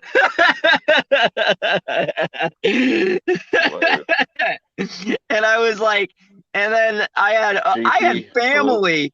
I had fucking family who I didn't know watched my fucking channel call me up and go, dude, you're fucked up. What? And we're talking about a family that got into a fight at a funeral. Like literally, my uncle slammed my aunt onto a hearse, and that was our funeral. Okay, so that gives you context.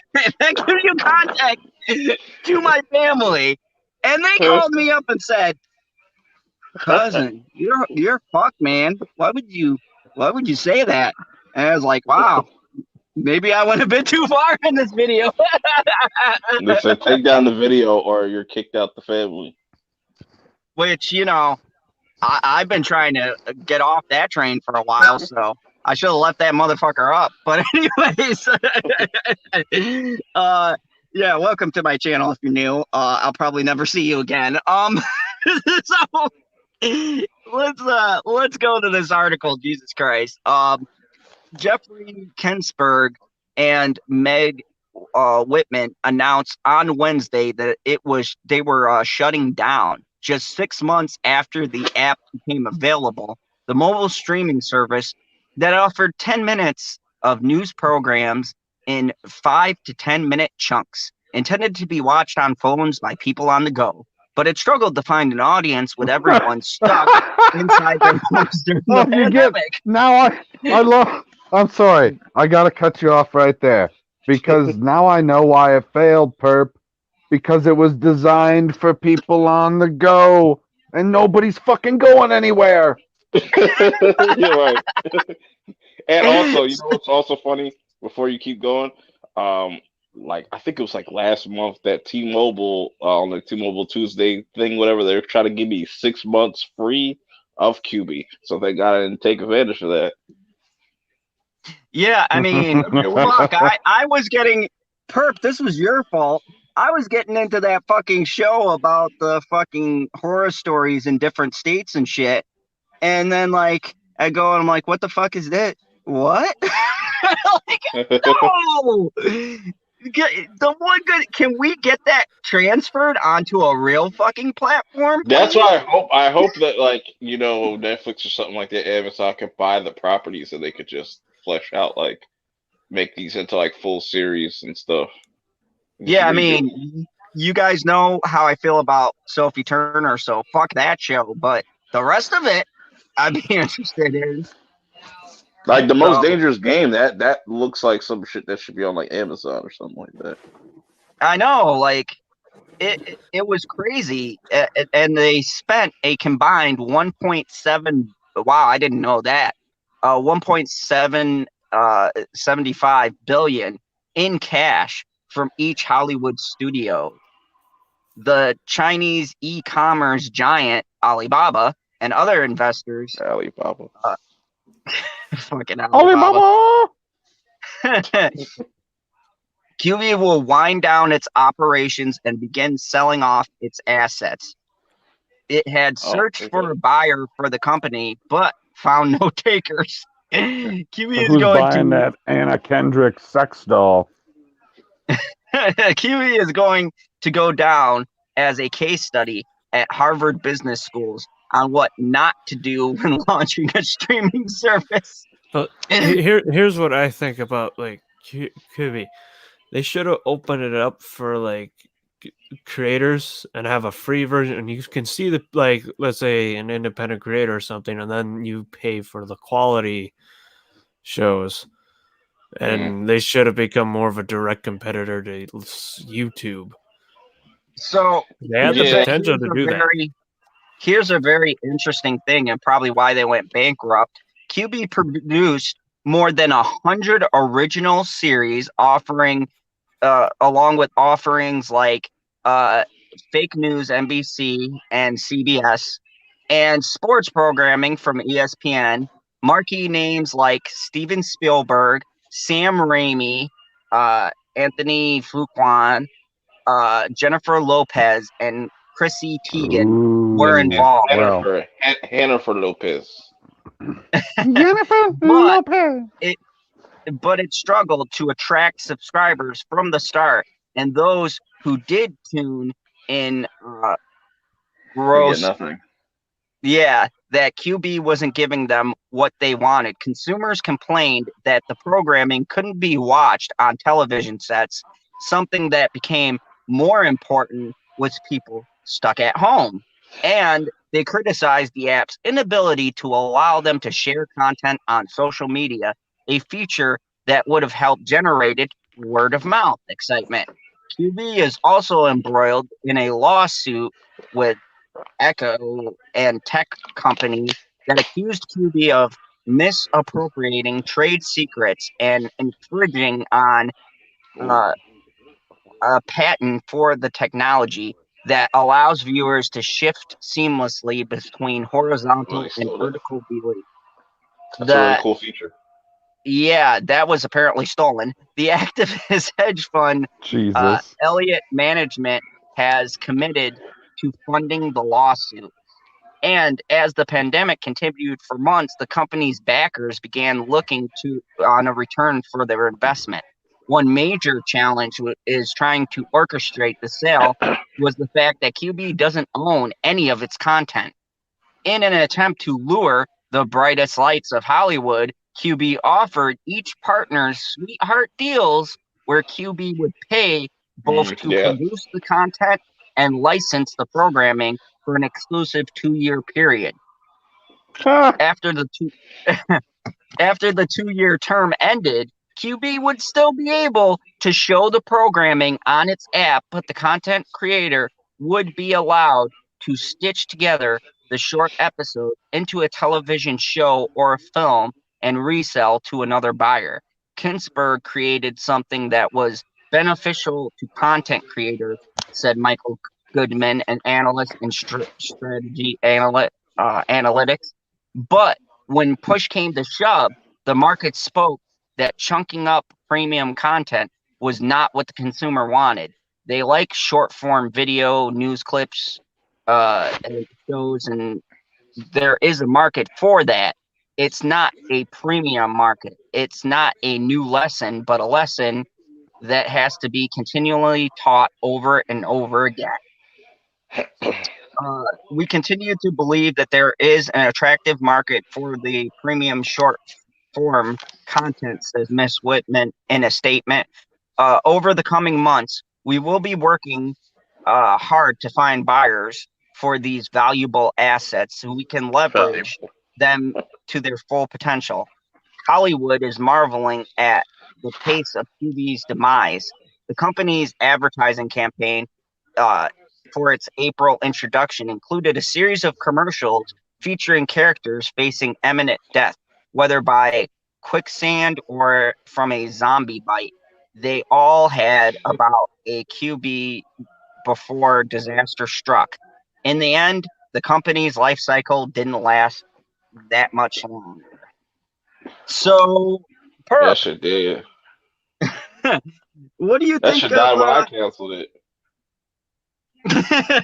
I know. You turn the tide. They lost that one fucking black guy they needed. They're like, fuck, man, we're done. Hey, I got like 15 videos out of it, so That's cool. Yeah, like, Shout out to dude, QB. I honestly thought you were a fucking spokesman. Like seriously.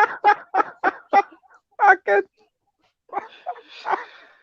Oh man, shit.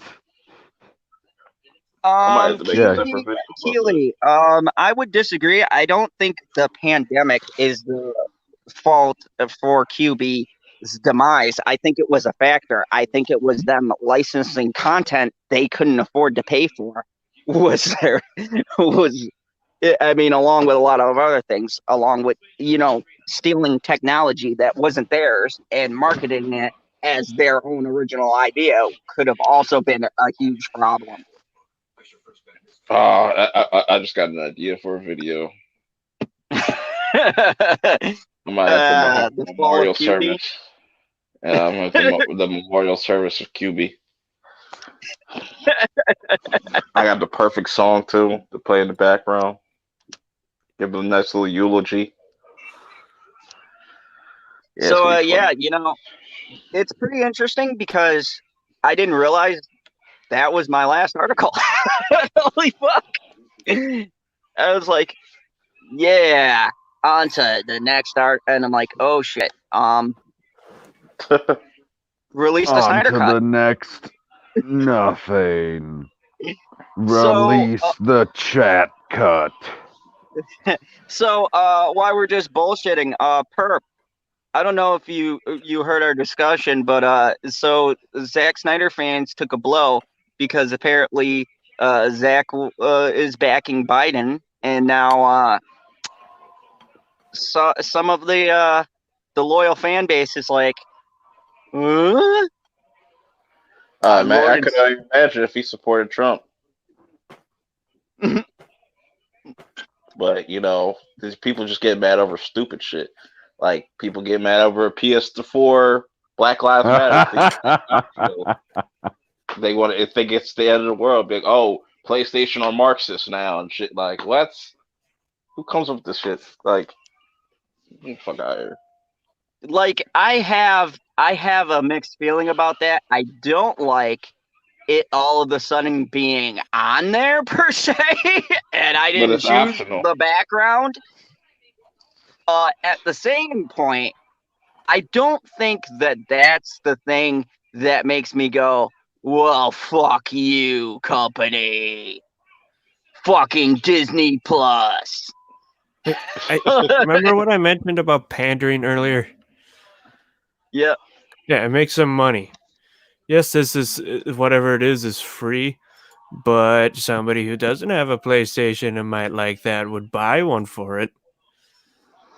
Yeah, that's also stupid to be like, oh, it got a BLM theme, so I will go out spend $300 on a PlayStation. Yeah. You know that's what is going down the border. Look. That shit.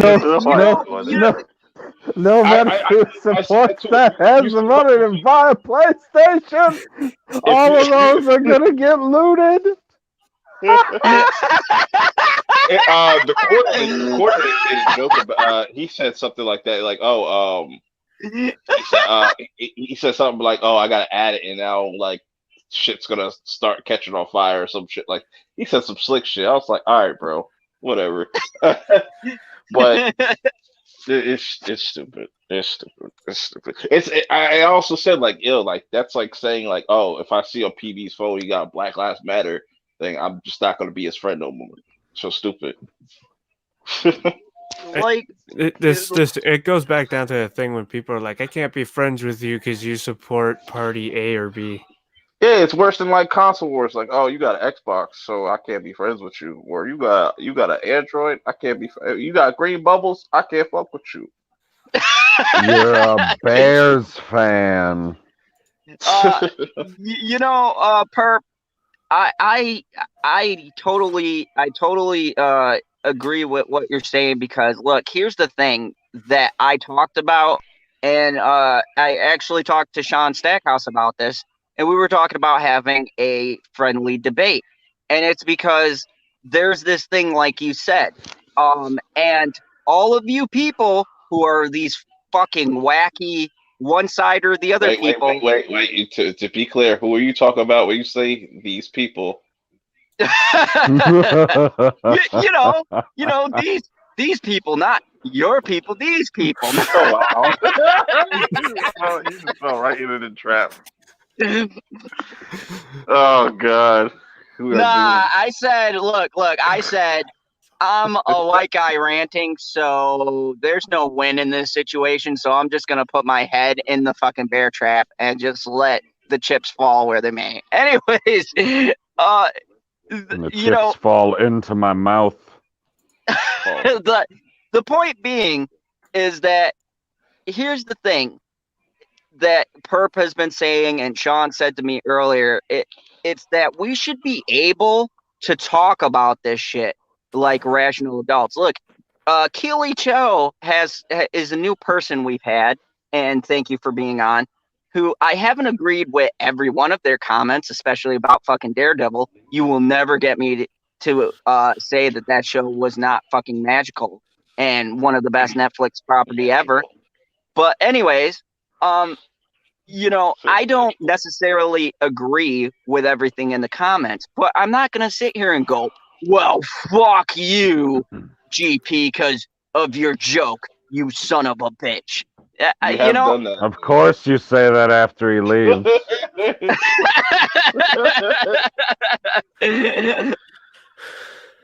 No, Unbelievable. this is my thing. I want people to be able to state what they want to, because that's the whole point of why we YouTube, why there's fucking presidential elections to begin with. You should be able to have your opinion as long as it's not fucking retarded and you don't say, oh, suck a dick at the end of it. I am more than willing to hear your argument.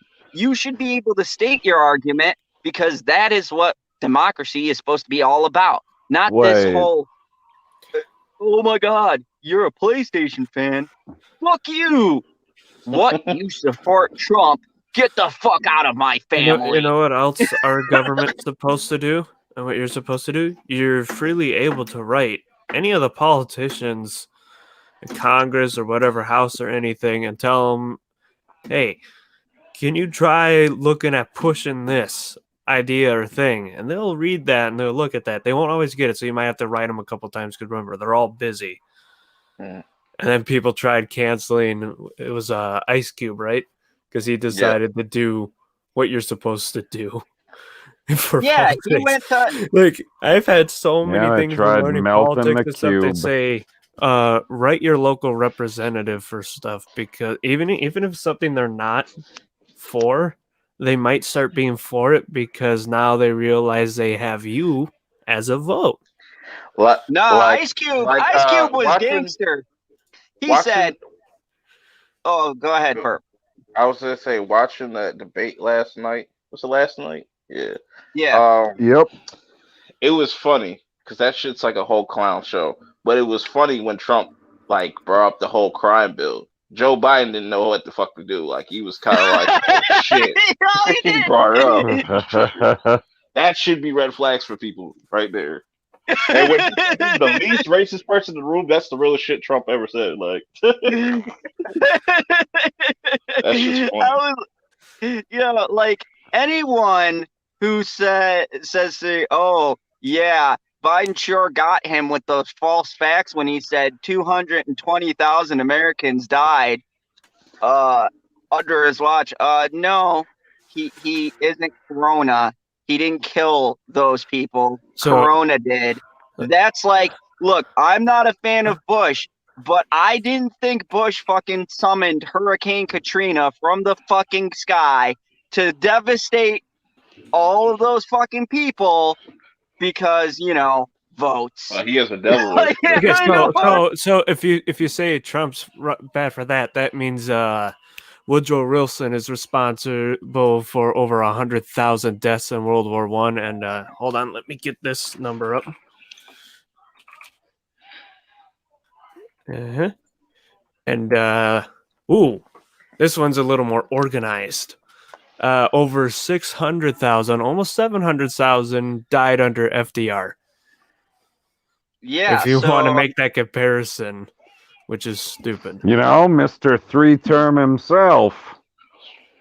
And we're talking about a fucking war where you could actually, theoretically, pick a side in that argument. But you know what you can't fucking pick a side in? A natural fucking disaster. Because by the definition, it's a fucking natural disaster. Or it's nature caused. Or if you want to go blaming someone, you can go the manufactured route. But I can tell you, Trump wasn't sitting in his fucking lab that everyone seems to think that he owns, planning to take down the world with the fucking coronavirus. Oh, I'm Blame sorry. China. I screwed up that last number. I read the wounded number.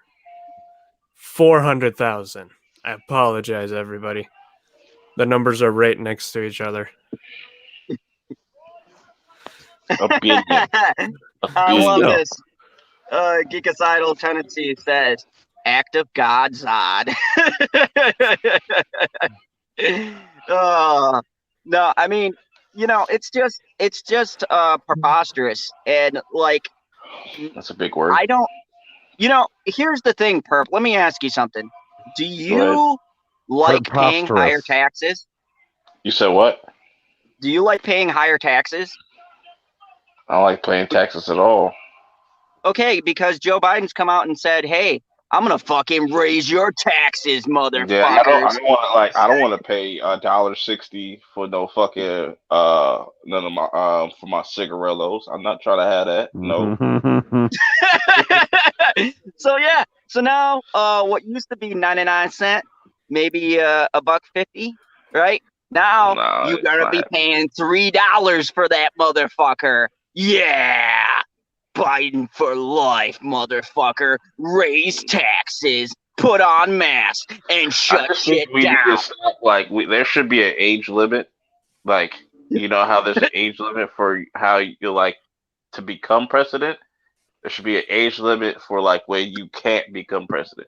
Stop letting these 70-year-old plus people. Oh, I thought you were gonna say you can't be Biden years old. Yes, Biden years old, which is like a century.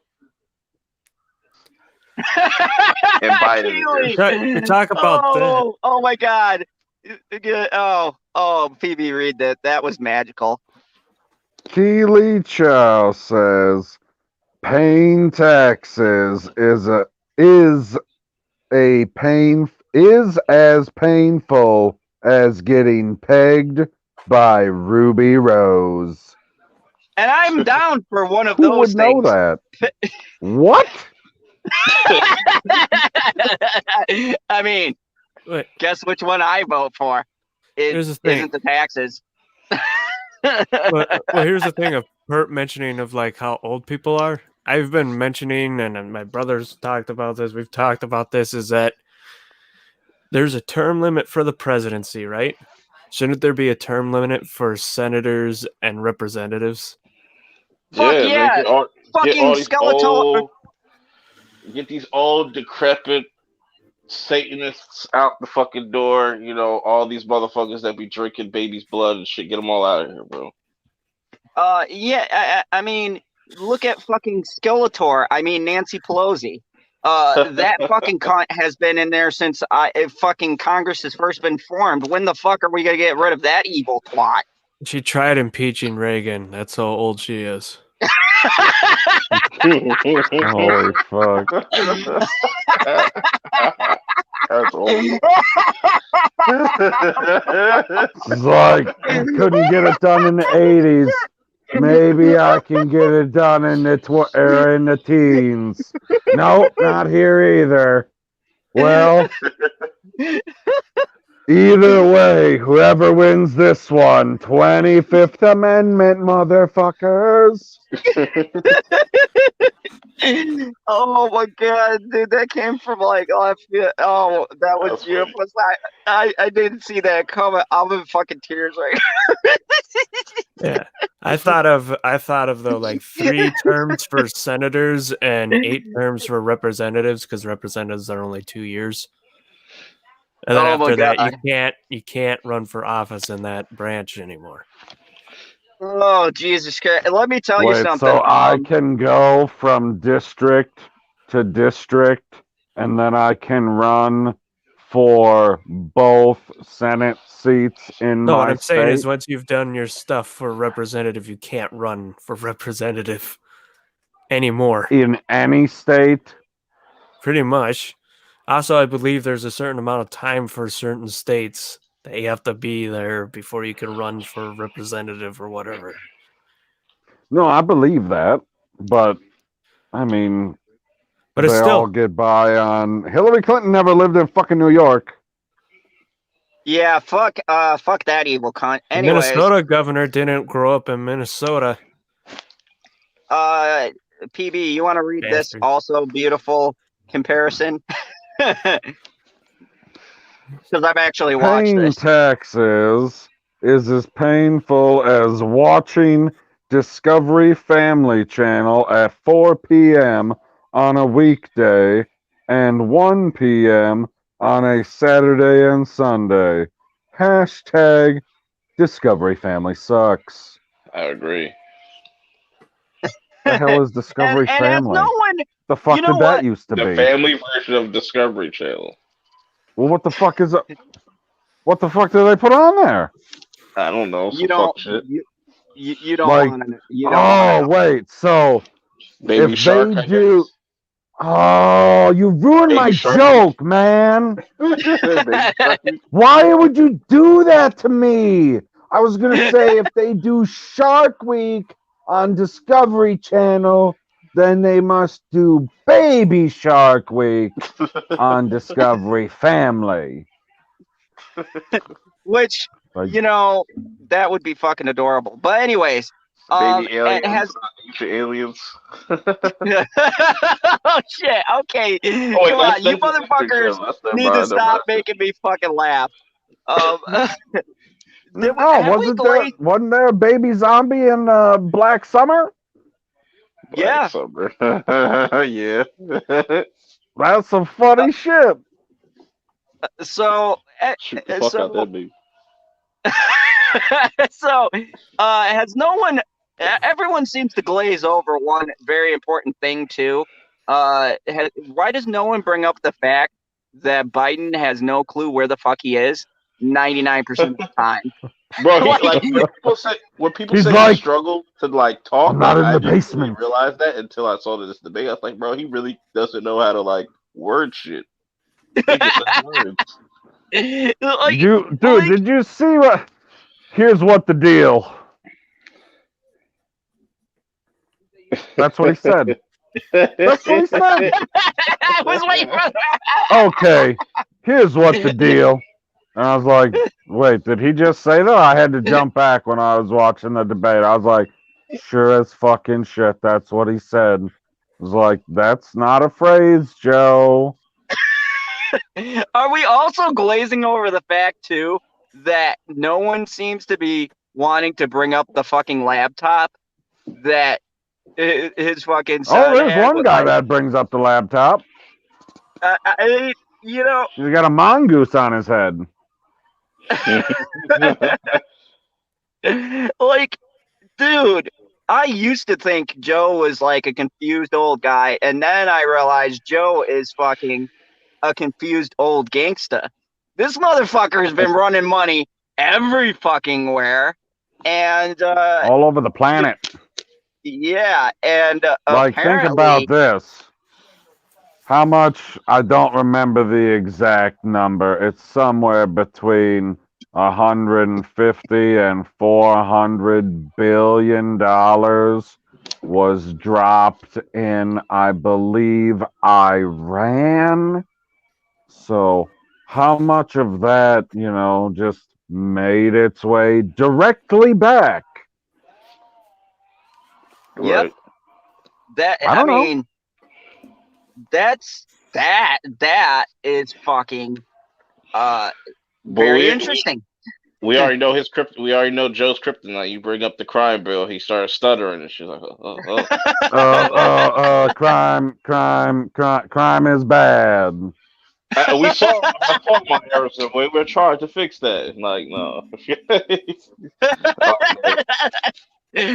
No, Joe, I I don't just love believe the you. fact that finally, what was it, sometime last week?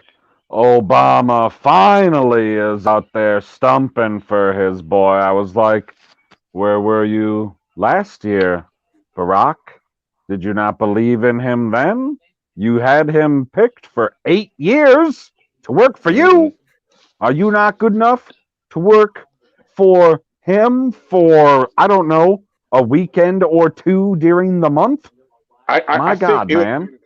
I think it would have been kind of interesting instead of like Obama having his eight straight years, as if like he can run again.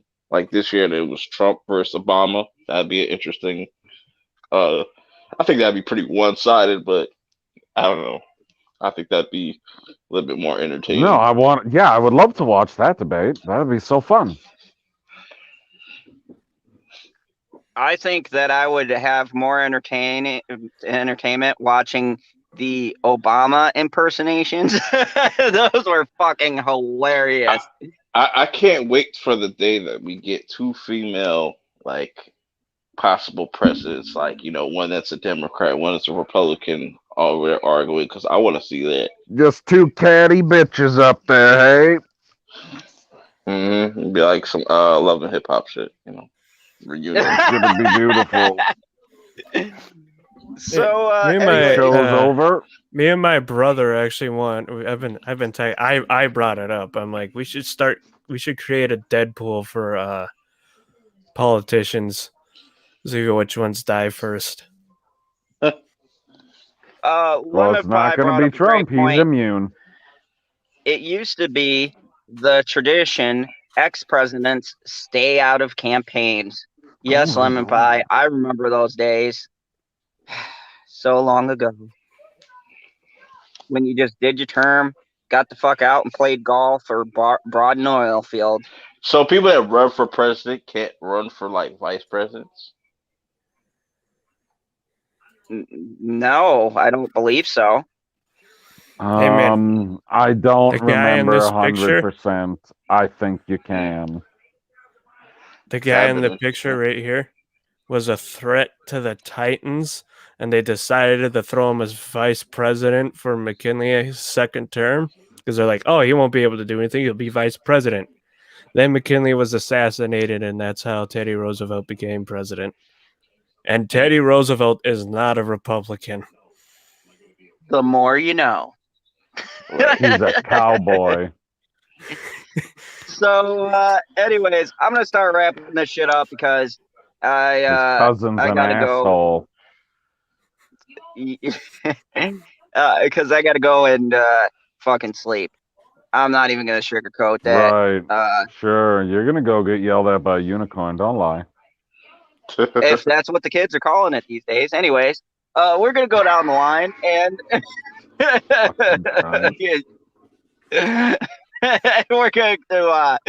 we're going to say our intros. Hey, Teddy, you got anything coming out for us? Yeah, I know you make super fucking political videos, Cyber. So tell us about your next. I got a political video. I got a troll video pulled because someone flagged it of Snyder. Oh, Maybe something making fun of that, but I think I'm gonna upload that Team Mobile video of Where's Paul. I thought of adding more stuff to it, but I'm like, you know what? I got it where I want it. Let's just upload it. But I think before that one comes out, there's a highlighted clip from the Twitch stream I did in the middle of the week that Shoe clipped. So that'll be up. Hopefully they don't pull that one. I'm getting really annoyed with it. Yeah, if you guys didn't know, the Snyder conglomerate got together and flagged Cyber's video. So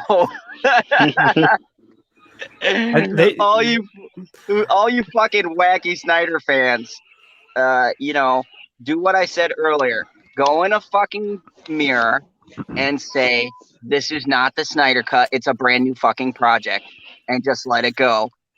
Nico, buddy, I've been going for almost 3 hours. I mean, this is my standard time. I mean, I'm at 2:53. Guess it's a little bit earlier. But It's better than hashtag cancels odd. At this point, with all the shit said tonight, I might be canceled. I've been waiting for it. I don't know what the fuck I gotta say for YouTube to cancel me. Like I've You're tried not big everything. enough. I've talked You're not about. big or important enough. Oh well, You gotta fuck be like Cyber. you gotta be like really big, and then they'll cancel you. just Wait, get like 10, so 10 like 10 I just gotta eat lots of cheeseburgers? Not that numbers wise. Yeah, like okay, when the so scale says lots of numbers, then I So get let's canceled go to the man because who I go can in be the grave. canceled but has immunity because of obvious reasons. Perp-minded. Well, first off, I can't be canceled. That just doesn't happen over here. You know what I'm saying? I don't put myself in situations to be canceled. So They don't cancel people in the Garden State. yeah, so like I cancel. You like I canceled QB. I canceled that bitch. But no, man, I appreciate you having me on. You know what I'm saying? Perp minded. You already know. Long time no see. You know, it's usually my nights, my weekends are my times off. But you know, I figure when I put in my 1 hour, you know what I'm saying? Yeah, we love you for it. The unspoken hero of the bridge crew. If you put in your 1 hour, when fucking Stevie comes on here, I'm gonna go for fucking 5 straight hours. Like, no, I got you now, Australian. You're fucking trapped here. You're locked down. Yo, poacher. Oh yeah. The dingo Shout out to escaped, Steve, but man. Killing it. I'm hunting that motherfucker. Geekocidal tendencies really quick. He said, I tried to cancel Zod, but like herpes, he keeps coming back. Great analogy. So, anyways, Perp, what do you got going on your channel? Where can they find you and all that? Hey man, you can find me at Perp Minded, and what I got coming, I have no idea, but I definitely want to make this QB video now. Like, I've gotten ideas, so that's probably what I'm gonna go do. Nice. So check out that new channel, and you can talk to the man who single-handedly canceled a whole fucking streaming service. And the most hated person on this panel. I thought that I would always be the most hated, but no, the man What do you who is mean? the man who is chosen to take on. I got over 200 views on a channel with only 45 subs. Perp was in the lead with his Superman review, and now I got the lead back. Not for long. I'm gonna find something. I'm gonna drop Soul and kill everything. You're gonna break the fucking internet when you drop that. I will be like, why can't I get on YouTube? Fucking Perp-minded broke the internet. With his review on Soul. I'm gonna go for 300 views for that one. So tell us about your latest video that has Snyder fans coming after you in real life. Oh my god. Assassination They could never find me attempts. in real life. No one can fucking find you. Good fucking luck. GPS can't fucking find you. Good luck trying to assassinate this motherfucker. I'm in the woods. It's safe in the Motherfucker woods. lives in what's it, the 900-acre woods? Where fucking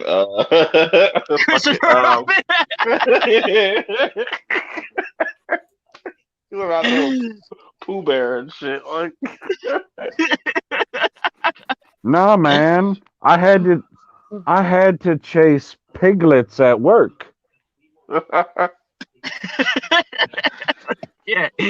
So what's your new video coming out? Go ahead and tell us.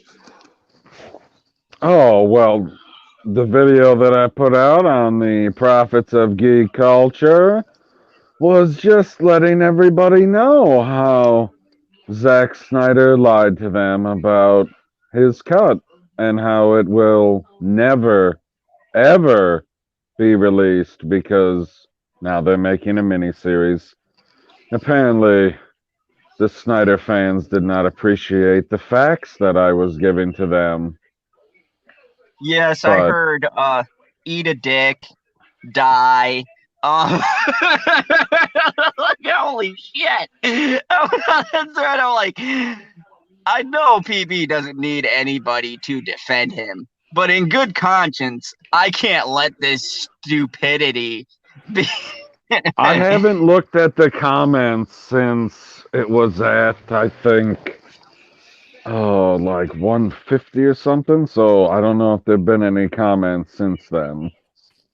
There have been. I've had delightful conversation when I was drunk still. Just fuck it, and you guys know how me and drunk twittering goes. So I looked back and went, "Holy shit! I said that. Oops." And I really shouldn't Twitter while drinking. That's more dangerous than drinking and driving. Anyways, I got my Stargate video recorded. I just gotta finish editing it and then make the thumbnail, and then I'll have that put out sometime today, depending on what time zone you're in. I don't really care about you, Hawaii. fantastic and super awesome announcement. I have confirmed this Sunday at 1 p.m. me and the elusive, the ever-present Sean Stackhouse will be here in the fandom zone to debate General Zod Elusive. about this to debate General Zod. Yeah. He's super elusive when he's trying to get an interview.